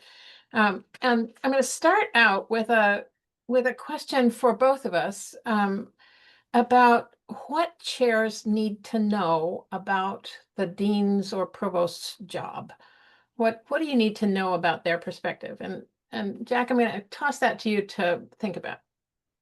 Yeah, so the first thing that comes to mind is it's a matter of a job title when you shake it all down. As Susan mentioned just a few minutes ago, everybody in this chain is in between two other things or two other entities, including the president of the institution, because the president of the institution has the institution on and the institution's needs on one side, and the board of trustees or whoever it is they report to, and maybe in the case of community colleges, indirectly the community and the local political climate that supports the community. So the first thing to think about is that nobody's at the top of the heap by themselves. So many of the challenges you feel, your deans feel. And if you talk to a room of deans, and you probably get the same answer from them. The second thing I'll say, and then Sue can add a few things, that nobody does the work by themselves. There isn't a day that goes by that in my years as a chair or as a dean or even as a provost, I did not ask for help from somebody. So what that did was it grounded me, and it didn't mean that I was incapable of doing the job. It was just that just welcoming that other perspective was enriching. And a lot of times I needed a fresh perspective, and then perhaps somebody who's looking at a field that's larger than mine or that looks different than mine. So I'll stop there, and Sue might have a few comments, and then we can go on. Yeah. Yeah, I would add to that. I think the idea of being in the middle. Oh, hi, Ramin. How are you? Actually, let me pause for a moment before I say anything. Give Ramin a chance to add his. There, thank you. Add his comments. This is our third participant in this managing up strategy. Ramin, if you'd like to say a few words to introduce yourself. Of course, I met everybody just a couple of days ago. I'm Ramin Mohammadi. I'm the Associate Provost here at SUNY Oswego and just finished my 40th year on campus. I've been part of the leadership in SUNY Oswego for 19 years. Wow. Wow. And your disciplinary background is in engineering, is that right? I'm a computer scientist by discipline, and engineering is where I come from. Yeah. Thanks, Sue. Wonderful. So I'm gonna answer the question about what chairs need to know about the dean provost job and give you a chance to think about it, and I'm going to come back to you. I wanted to expand on Jack's idea of being in the middle, that there's always pressures on me as a dean or me as a provost that come from above and also come from below and come from around the side. And so when I'm thinking about interacting with a department chair, especially as a dean, the next level up, I've got a field of vision that is perhaps this wide, where as a chair, I was only thinking about this piece. And so I've got a different set of stressors and a different set of concerns. I also like you, I have a bigger wish list about what I could support and fund than I have support and funds for. Always. I remember a faculty member saying to me once, I thought the provost job was to write memos about saying no to any cool idea, because that always seems like because there's always more good ideas and more good initiatives than I could possibly have the resources to do. So just as you don't have enough resources, I don't either. That I try to navigate that with some diplomacy, but often the answer is no, simply because I don't have it. And the last thing I would add into the mix is that when I am a faculty member or a chair, it doesn't really so much matter to me who the president is. I don't see them often. They come and, make a comment once a year and do a faculty meeting, but I don't see them much. When I'm a dean or a provost, who the president is matters a whole lot. And so that person's vision, that person's priorities, that person's style is something that I'm navigating all the time. And that awareness of that level of relationship is something I had no concept that it was going to be important as I was a faculty member or a chair. It just didn't register to me how much important that was going to be, the bigger structure. So that's what I would add into this. Ramin, what would you add? What do chairs need to know about the next level up? In your case, it's the associate provost job, but you can also talk about dean or provost. Of course, thank you, Sue. So, the thing that I can say changed for me when I came to the administration is that for one, we all of a sudden become very concerned about our strategic plan.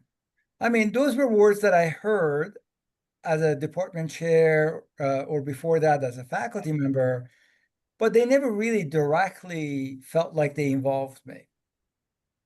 But we live by our strategic plan, performance indicators. Anything that we do has to kind of fit within it. If it doesn't fit within it, it's probably not going to be supported.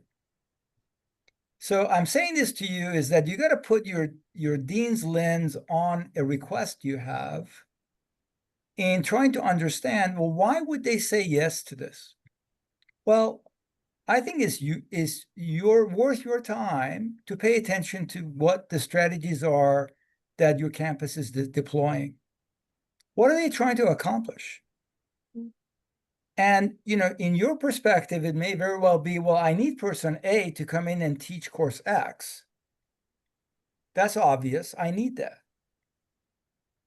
But that's not exactly the lens your dean gets to have. They need to understand, well, how is this going to increase my enrollment? Is this hire going to enable us to bring more students in? Again, I'm kind of making these up, but I'm not really making these up. These are the variables that are at play for your dean. They have to make a case if they are, say, in arts and sciences. Why is this line going to be as important as the line in School of Business? Yeah, I know. Right? I mean, there's only so many that your university is going to hire. Why is this line more important? Yeah. And you really have to take the time to understand that lens to make the argument that you need to get that line. Yeah. Because you're helping them make that argument at a different table. So, and if I can just pick up on that, in terms of I think the hardest challenge for a chair when it comes to their academic field is stepping one orbit out of their academic field. Because if you have a dean of, I'll use fine and performing arts, which is my area, that dean was probably either a musician or a theater person or an art historian, but not everything. So that dean had to go from being an advocate for the Department of Art and Art History to being a dean of an entire college that includes all these people. And in order to do that, that dean has to think differently, communicate differently than somebody that comes to work in the disciplinary box every day. And I say that as an ongoing challenge, and it's a real balancing act for the chairs who in most cases have to still perform when it comes to scholarship and when it comes to performance in the case of music and so on. So it's something to keep in mind, but awareness that the dean has made that journey in many cases, and sometimes it puts them in a different position to hear what you have to say about advocating for your discipline. And you may also, I see Ashley's hand, I'm going to come back to you in just a second. You may also have experienced this yourself if you're in a department that is multidisciplinary, that you've got faculty and students in programs that you haven't taught in, or they're peripheral to your work. So you've had some sense of needing to be versed in the concerns of a different discipline. I'm going to go on to a second question, but I see Ashley's hand up, so I want to let her get her question in. Yeah. Thank you, Sue. I wanted to follow up on what you were just talking about. Ramin, I know you said help connect to the strategic plan and increasing enrollment, right? That's a big selling point. Is there ever a point where the argument on the opposite end works? Not that this will help increase enrollment, but if we don't get this valuable resource, that we might lose programs we have, or we might lose some enrollment. Does that actually work, or do we really just need to talk about growth? I think that's a fair question and a fair point. I do have to tell you that when you have a program that has 10 students in it, I'm just going to use a random number and won't mention a program, but we all have them. And somebody makes the argument that, well, if course A, B, and C are not taught, that program is no longer sustainable, well, chances are that program is not sustainable, period. And it's not what any of us want to hear. But when you're dealing with an institution with so many thousands of students that you have to serve, you can't really afford to have a program that only serves 10. It's going to be really, really difficult to make that argument with reducing resources that institutions are now dealing with. So I would say that I would tailor my response by clarifying how important the position is to the growth of the institution and meeting the obligations we have to meet the standards set with our strategic plan. That's the way I would frame it if I were to ask for it. And actually, I'm gonna use this as a thank you for jumping off into one of our questions, which is what has been the best case made to you by a chair for new or replacement resources? What's been the best case? Give an example of what has succeeded. Ramin, you gave us some hints. Jack, how about you? What's been the best case made to you? Yeah, well, it was probably when I was a dean at Nebraska, and the director of the School of Music came to me with the opportunity of hiring or creating a resident string quartet. And he came with a request of a particular young group who had just finished up at Juilliard and wanted some resources to do that. But he made the case in a way that he did not come with an empty hand. He came to one of Ramin's points, the strategy, all the arguments he made perfect sense to me. And again, I had to be careful, but as a musician, they made sense to me. But he also came with, okay, this is what I can put into this if we create 4 lecture positions. But he also knew that that wasn't enough. And he knew enough because of the dialogue that I used to have with my chairs and so on, that we had resources in the dean's office precisely for that. But the reason I put this as an example is because he brought some stuff to the table. He did not come with an empty hand. It enabled me to piggyback on top of what he had and go to the chancellor and say, here's 50% of the nut. And would you seat us for 3 years? And so what that did for us in a transactional way was, by the way, we hired the string quartet, the Chiara String Quartet, and they were at Nebraska for 17 years, and they were fabulous. But what it also did was it set a model for faculty in the other units about, to Ramin's point, you've got any unlimited number of priorities, and one could make a very positive argument in any day, they all matter, but they don't all matter in an equal way. And so the other thing this chair, this director exhibited to me was, I knew to give me for the plan, the resources he was giving me, he had to give something up. He had to make a choice at his level to say, we're going to put the resources here and we can't put them here. So to me, the teaching moment was a great one for the college. So that's why I put that one on there. Yeah. I would add different. I'm looking at Ashley's comment where she says that we're down a number of lines in the largest major, making it difficult to continue. The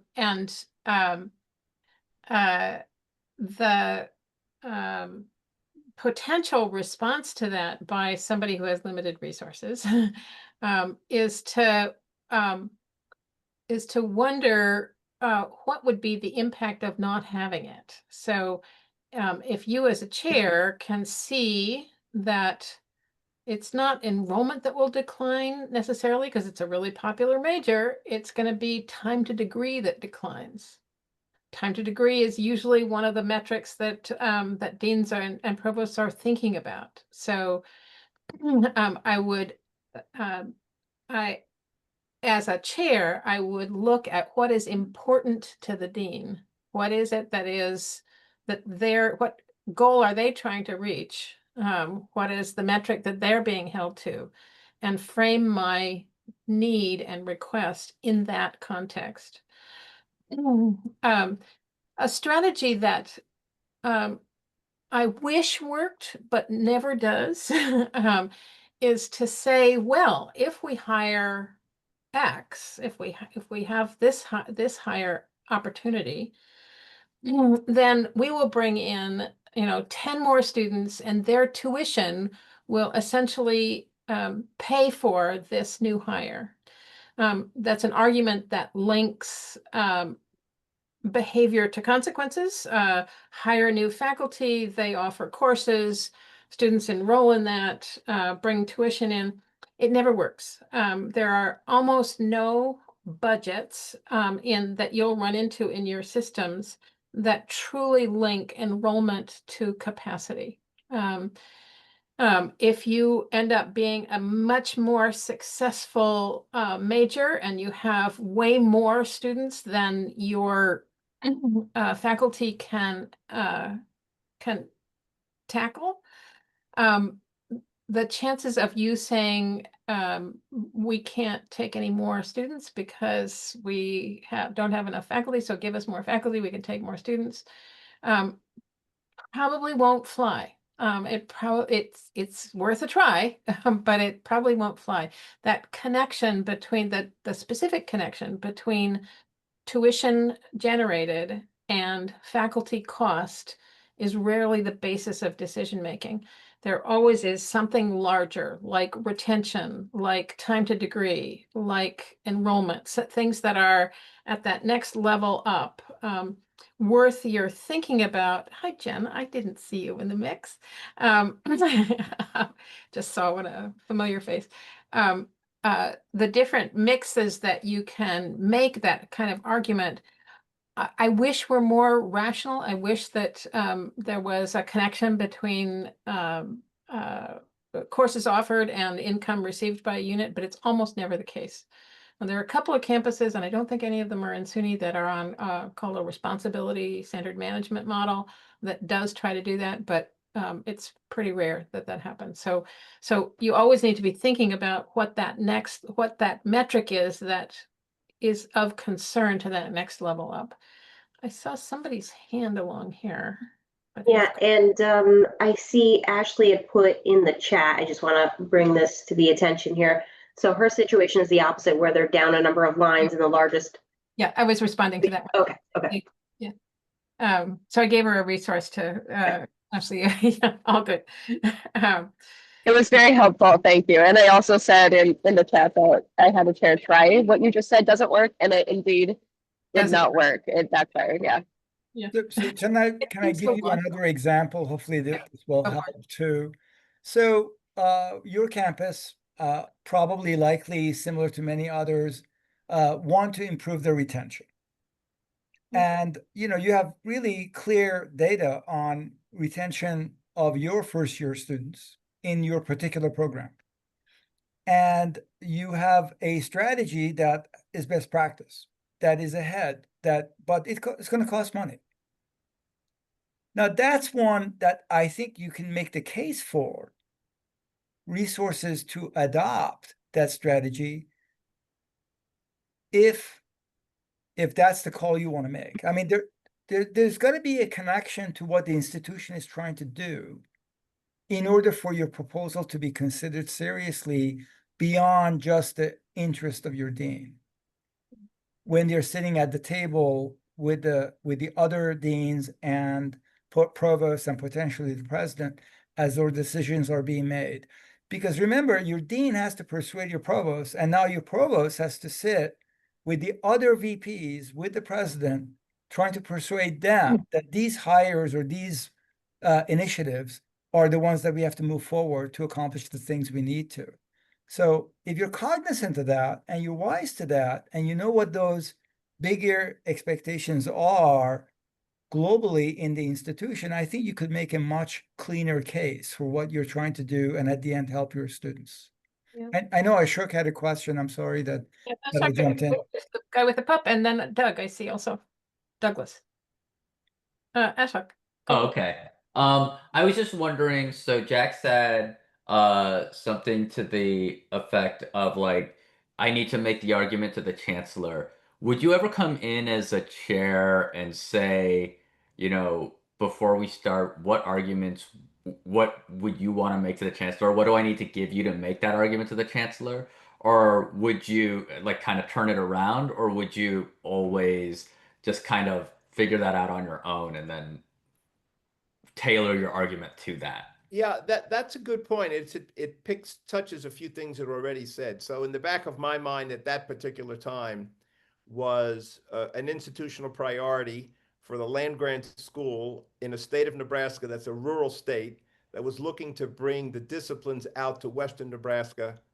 This string quartet, by the way, happened to be experts at that. So knowing what that strategic plan is, if I didn't know, yes, to answer the part two of that is to answer your question.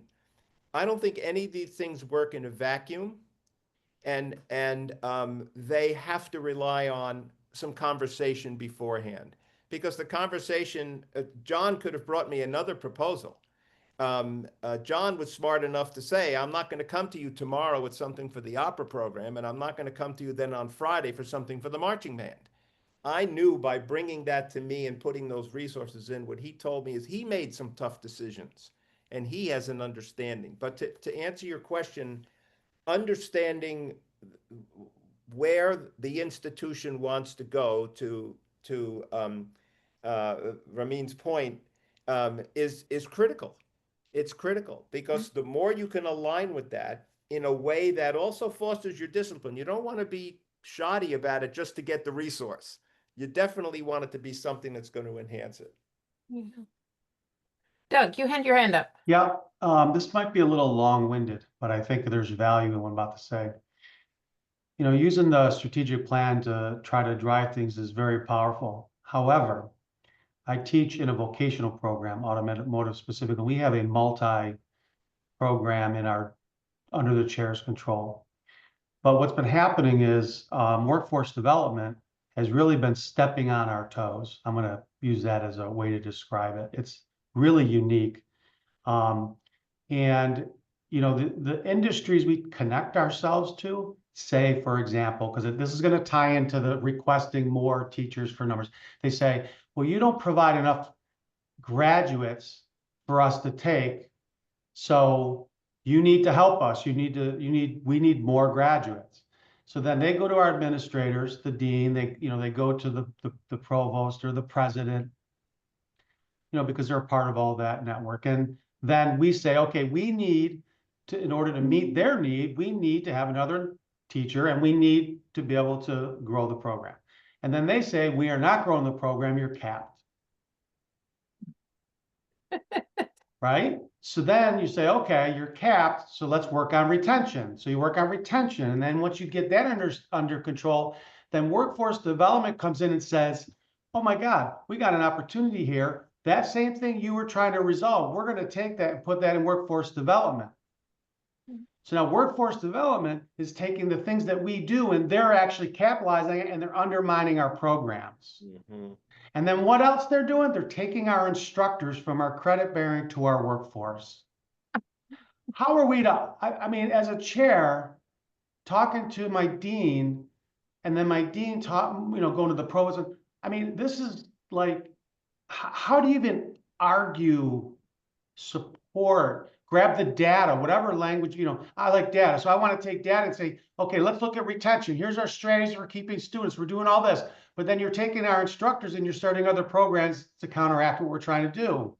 That business and industry is going into the workforce development, and the workforce development doesn't have any accreditation to do, no hour requirements, none of that stuff. And we're still held to those same high standards, which we should be. But the point is, how do I say, as a chair, understanding my dean and provost, how do I say, look, this program is being pillaged and broken apart. I want to ask for more, but I'm not gonna, because like you both, like all three of you said, head count's not the key, it's strategic plan and where we're going. But yet that same process is undermining the program we're in. And they're putting it into workforce development, so it's validating there's a need. Like it's like the thing we're asking for they don't want to give, but then they're doing it on some other venue. Anyway, I wanted to ask your thoughts on that because, ooh, that was a big one. That's I had to chuckle. It's like, wow, they got you coming and going on that one. The mantra is that priorities, you can tell what an institution's priorities are by where it puts its money. And so you can hear in your story that they definitely want to respond to the needs of the workplaces of the community. I'm not using the word workforce. And so your challenge and your task is to start a conversation about how your academic program can contribute to that goal of meeting the needs of the local workforce. And if it's not you don't start with, you're robbing me, Peter, to pay that Paul. That never works. But you say, how can I contribute to that?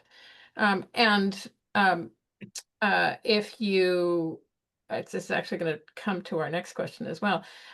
If you come to me as dean with some ideas, some potential solutions, immediately, actually, just as thinking about it, I as a chair would construct some kind of partnership with local industry to borrow from their workforce instructors for my program, and to call it a partnership so that this entity that they're doing a backdoor on you for becomes actually you incorporate it into your program.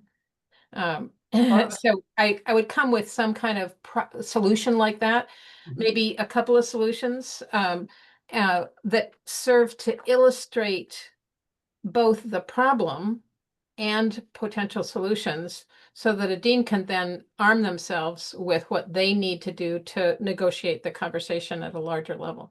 That's what I would do. Jack and Ramin, you want to kick in on that one? I like to add a little something, because Doug, when you were talking about it, the example that popped in my head was for-profits. Yeah. And comparing degrees granted by for-profits and the type of degrees that we grant. And we are accredited for engineering, computer science, and so on, and they often are not. And students are disappointed with their preparation at the end of those experiences, and they're not cheap. They're advertised quite well, but the education people receive at the other end is not the same. So sometimes you have to exercise some patience. Because if what you deliver is a better, I'm going to use the word product, not appropriate, but you understand, at the other end of your curriculum, that will be understood. But it may take a little bit of time for that to sink in appropriately. But that is the case to be made, that what people know and can do after they go through my program is superior to the experience they will have as a result of these workforce developments that are non-credit, and potentially there are no checks and balances that ensure people really know what they're supposed to. And just to underscore, accreditation is a great cudgel. Deans and provosts completely get the accreditation demands. They really dislike the fact that they're in place, but they recognize them.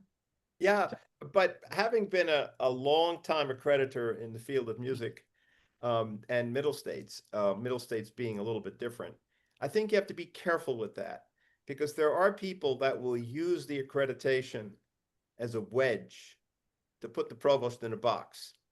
And where you see that oftentimes are big ticket items. Facilities is one all the time. And so I know it's subject area accreditors, I can speak for the arts, they frown against that unless, to the points that have been made, it really does fit into the larger character of where the School of Music wants to go, or the particular College of Fine and Performing Arts wants to do. And in fact, if there are bona fide things that will improve when it comes to the student learning and student outcomes, then accreditation is definitely a tool. I wouldn't say don't use it, but you just have to be a little careful with it when you put it on the table. Well, and just for an argument's sake, I want to give one more example because I think it'll really hit home with the analogy you gave with the student head count. As a chair, I want to advocate for my programs, right? And so when we have full-time instructors that they're being now also asked to do workforce development work and it's taken from their load, they're not meeting load because they're doing work on workforce development and they're going, well, my boss is my boss, I'll just say boss. My boss is saying, I've got to do this. I mean, how do I as a chair negotiate with this, with the dean and try to, because again, like you said, it's being driven down. So how do I navigate this and what evidence do I need to move this forward, to get them back in the classroom to do what they were there to supposed to do begin with, and workforce development can do what it needs to do separately. You know what I mean? Like how? That's that conversation about creating a potential problem solution of a partnership and to structure it in a different kind of way. But it needs to be, I mean, to get your dean thinking in constructive ways about it, they need to see that this is a partnership, not a named partnership, but it's a partnership that is not currently working well and needs to work better in order to meet the institution's goals. I want to, Thank you. yeah, I wanted to shift us a little bit from the resource question, which is always on the top of everybody's mind, to the what do provosts and deans think about their chairs? What makes for a really great chair from your dean or provost point of view, and what distinguishes that from a problem chair? So what obviously, you know, in addition to you know, you pursuing, helping a dean pursue their strategic plan, you also need to be one of their good chairs, as opposed to their problem chairs. So what makes for a great chair and what makes for a problem chair? And I'll toss that to Jack first here. Yeah, some of it's sort of been hinted at or said. The notion of coming to a conversation, having thought through not only what do I want, but what am I going to contribute to the larger entity? So somebody who comes with solutions or ideas, which tells me as a dean that this chair is thinking on his or her own first and trying to digest a larger piece of the puzzle than just what they see in their own spot. The other thing I would add to that is that over time, when you work with a chair who gains experience, when they can make the tougher decisions more on their own, and that doesn't mean they can't ask for help once in a while, but that they are comfortable over time saying no or straightening some relationship issues out in the department, and are developing that sort of sense of credibility, I guess is a word I could use, with their community, with their faculty, with their staff, with their students, because they're also willing to roll up their sleeves and help set the chairs up in the room, not just order somebody to set up all the chairs. So over time, you watch a chair develop, not unlike you watch a student develop. And again, my metaphor is always in the performance end, but it's as much about an athlete. It's like an athlete or a musician. When the student over time develops a way in which they learn how to practice so they can improve and gauge their own improvement, as a teacher, I feel that the more they do that, the better musician they're going to be over time. That takes time, and I have a role for that. So for me, what makes a good chair in many cases is somebody that takes an increasing amount of initiative to make some tough decisions when they have to. The final thing I would say is, and maybe it gets to one of the other questions that might come up later, is when you appreciate a chair who acts with civility and integrity. And I don't say that to demean anybody, but sometimes people don't think that everything they say and do, they ought to be holding up a mirror to themselves and be comfortable with, be willing to improve. To me, that makes a good chair. Ramin might have some other anecdotes. Well, I love the things you said, Jack. I'm going to tell you two things. The first one is deadlines. We live with deadlines in the administration constantly. You have deadlines for faculty review files. You have deadlines for annual reports. You have deadlines for all kinds of things. You have to meet those deadlines. You have to try your best to meet those deadlines. It really screws up your dean's life when those deadlines are not met. So I know that sounds really basic. I mean, you put due dates on things for your students. You have the same kind of due dates, and we have more than a few, right? I just mentioned a few of them to make a point. You really have to know what they are. You have to know what those expectations are, and you got to do your best to meet those deadlines. The second thing I like to point to is that the last thing I want to hear is that President's office was called to a problem that I knew nothing about. It's a really bad thing. So consider your associate dean and dean as your friends, collaborators. When issues happen, you can't just assume they will be fixed. They really do need to know what the issue is, what you're doing about it. A call that goes directly to the president and then kind of trickles back down and your dean knew nothing about it happening is probably not going to bode well for you and your relationship of trust with that particular dean. I'm just trying to tell you, it may seem like, oh yeah, we dealt with it, the parent called, and you need to talk about this because they may have a slightly bigger perspective that would add value to that conversation and the steps you plan to take. No surprises. No surprises. I would add to that the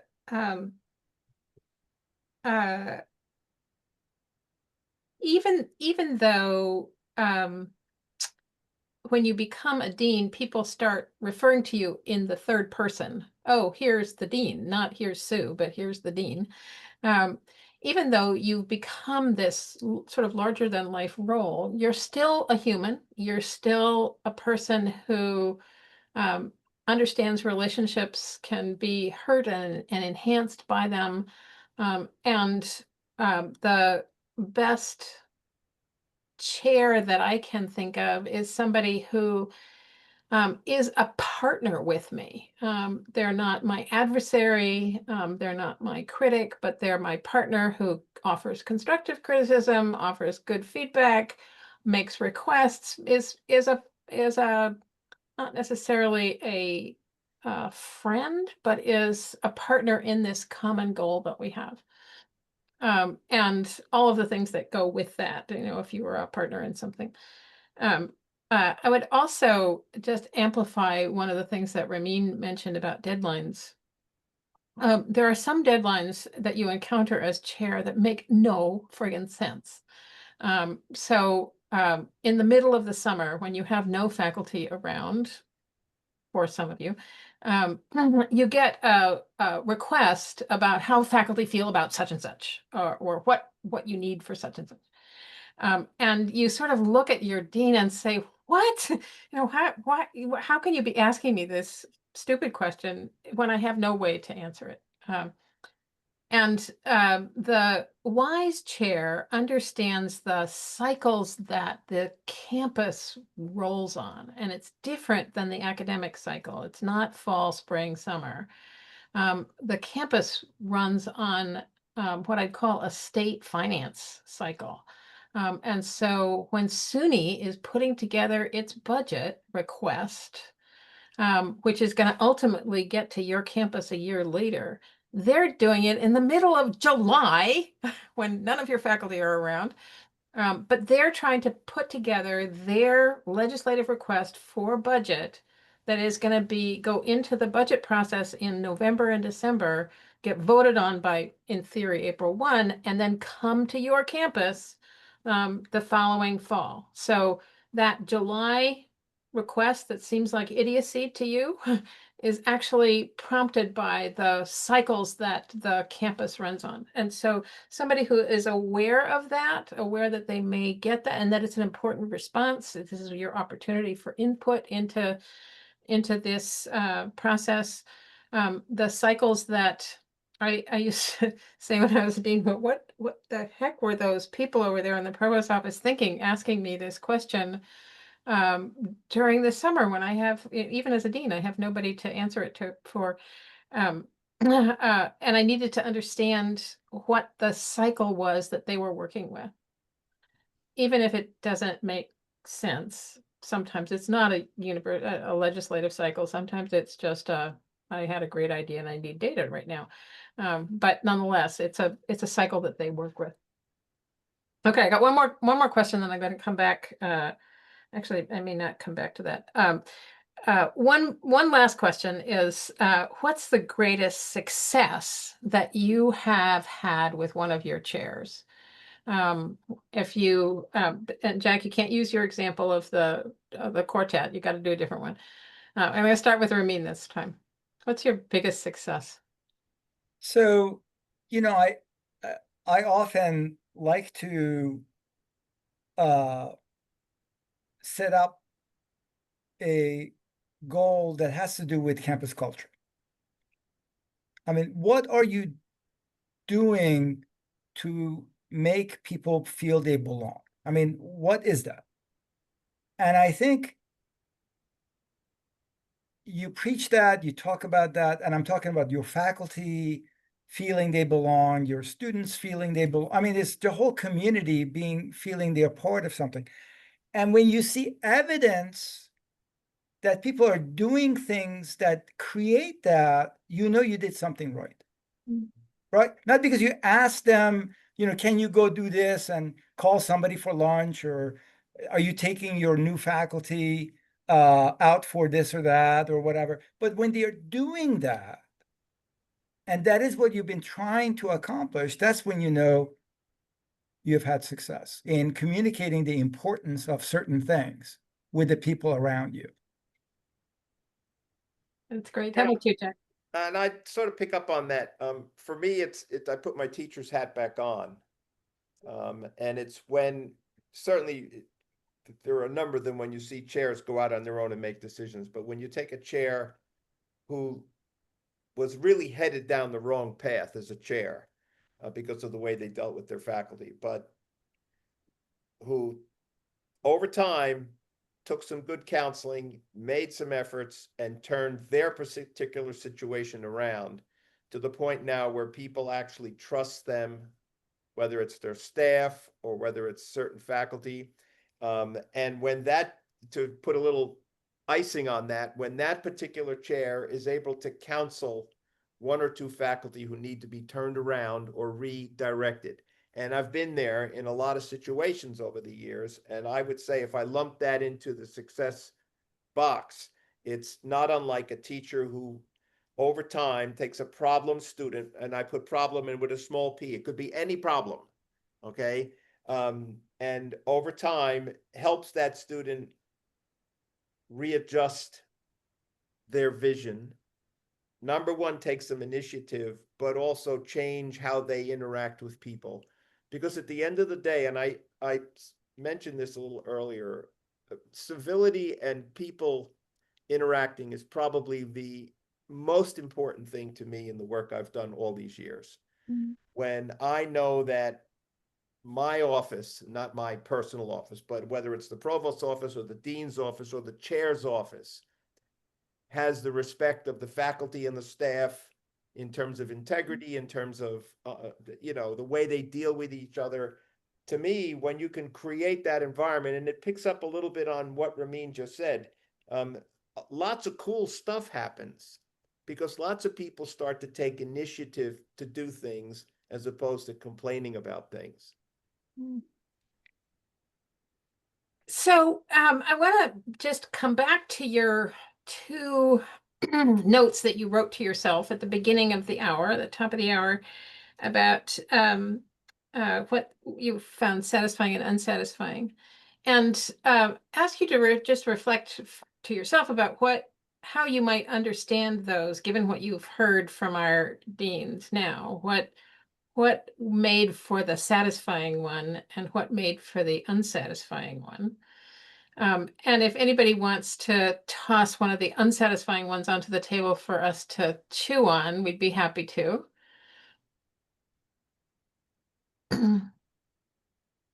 I'll just mention, just as Yeah. a more abstract, the satisfying one was one that was a little bit more personal, that didn't involve the need for resources. And the unsatisfying one was the one that involved the need for resources that the dean's office didn't have. So that Yeah. was maybe a common theme. I've heard a lot about resources these days. Yeah. Can I jump on the resource question? The most unsatisfying interactions I've had with the dean right now is where he's coming and asking for sacrifices. The call is coming from the university and really from other areas that are not related to his purview or mine. So trying to make up for another area's problems by sharing our resources. How do you navigate that? And actually, Andrew, that's a very timely question. Budget reductions are likely to be in all of our futures. I don't see any indication that more resources are coming to our campuses. And I see lots of indications that fewer resources are coming to our campuses. So what do you do when you're asked to fill a hole that somebody else created? That's a fair statement about that. Oh, Jack or Ramin, you want to kick into that? Yeah, that's, go ahead, Ramin. Yeah, I was just, so, you know, I learned early on as a department chair that all these other people that are running their own departments, I have to really treat them as partners, because at one point or another, we're all going to need each other, whether we like it or not. So in a particular context, you're 100% right. It just feels like, why am I fixing somebody else's issues, or why am I being asked to? But I think in the long run, we have to be a big team, whether it's at the SUNY level, or it's at a particular university, or across a particular set of units in a school or college. You know, we have to find a way to get things done and not think too much about, maybe I am being asked to do a bit more at this time, but at some future time, we may change roles, and you can't really anticipate that. You can't really know that. Yeah, I guess, Andrew, just, you don't have to be more specific, but that manifests itself in a number of different ways. I mean, again, facilities. I mean, lots of times, you know, you have a great auditorium, lots of people want to use it, but wait a minute, I have 400 students that have to rehearse in that space, you know, so that's a simple analogy, but we in the performing arts deal with it all the time.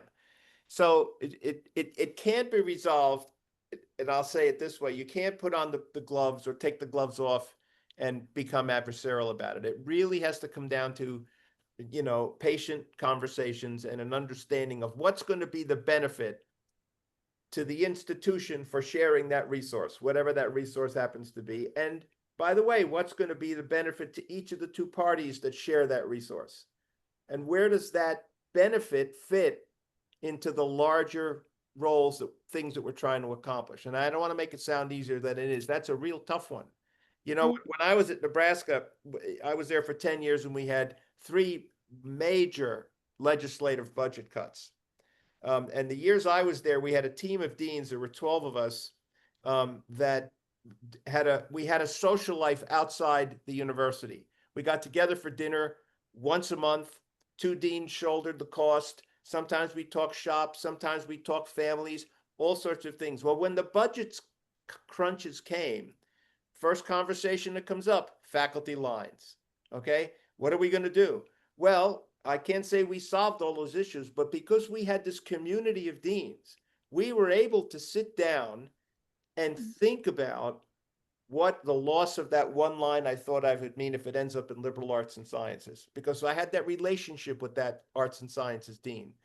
So in the larger context, relationships are so critical that go beyond the transactional and go beyond the work. One of the thoughts that came to my mind is they're sort of embedded in these questions.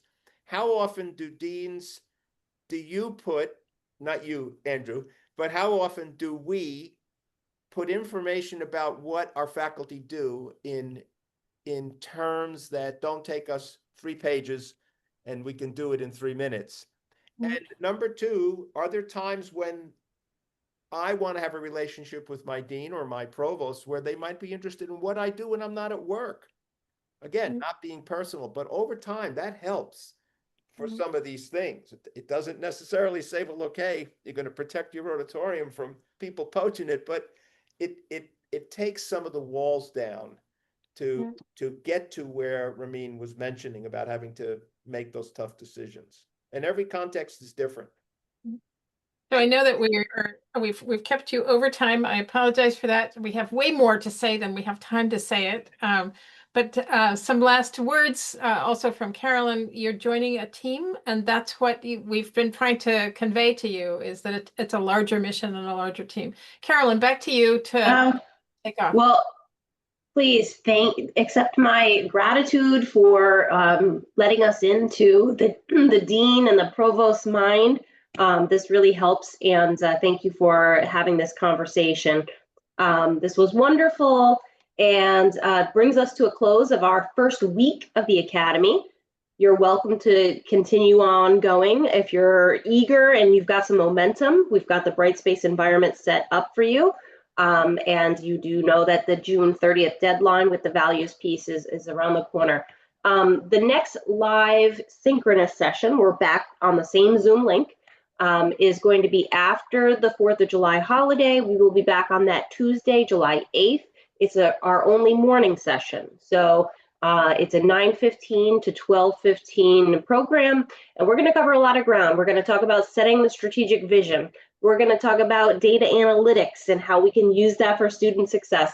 And we're going to talk about research culture. And we've got like a majority of the people from community colleges. So, you know, we understand if you want to log off after the data analytics piece, because if it's not as much relevant for you, we still think that there's value in it. And I encourage you to listen in. And you also don't know where your career will take you. So we hope to see you back live together on Tuesday, July 8th, but we will be in the Brightspace course. Reach out, don't be shy, ask for what you need, ask for what's not clear, and thank you for your engagement so far. It's been a great first week. Take care, guys. Hi, Jack.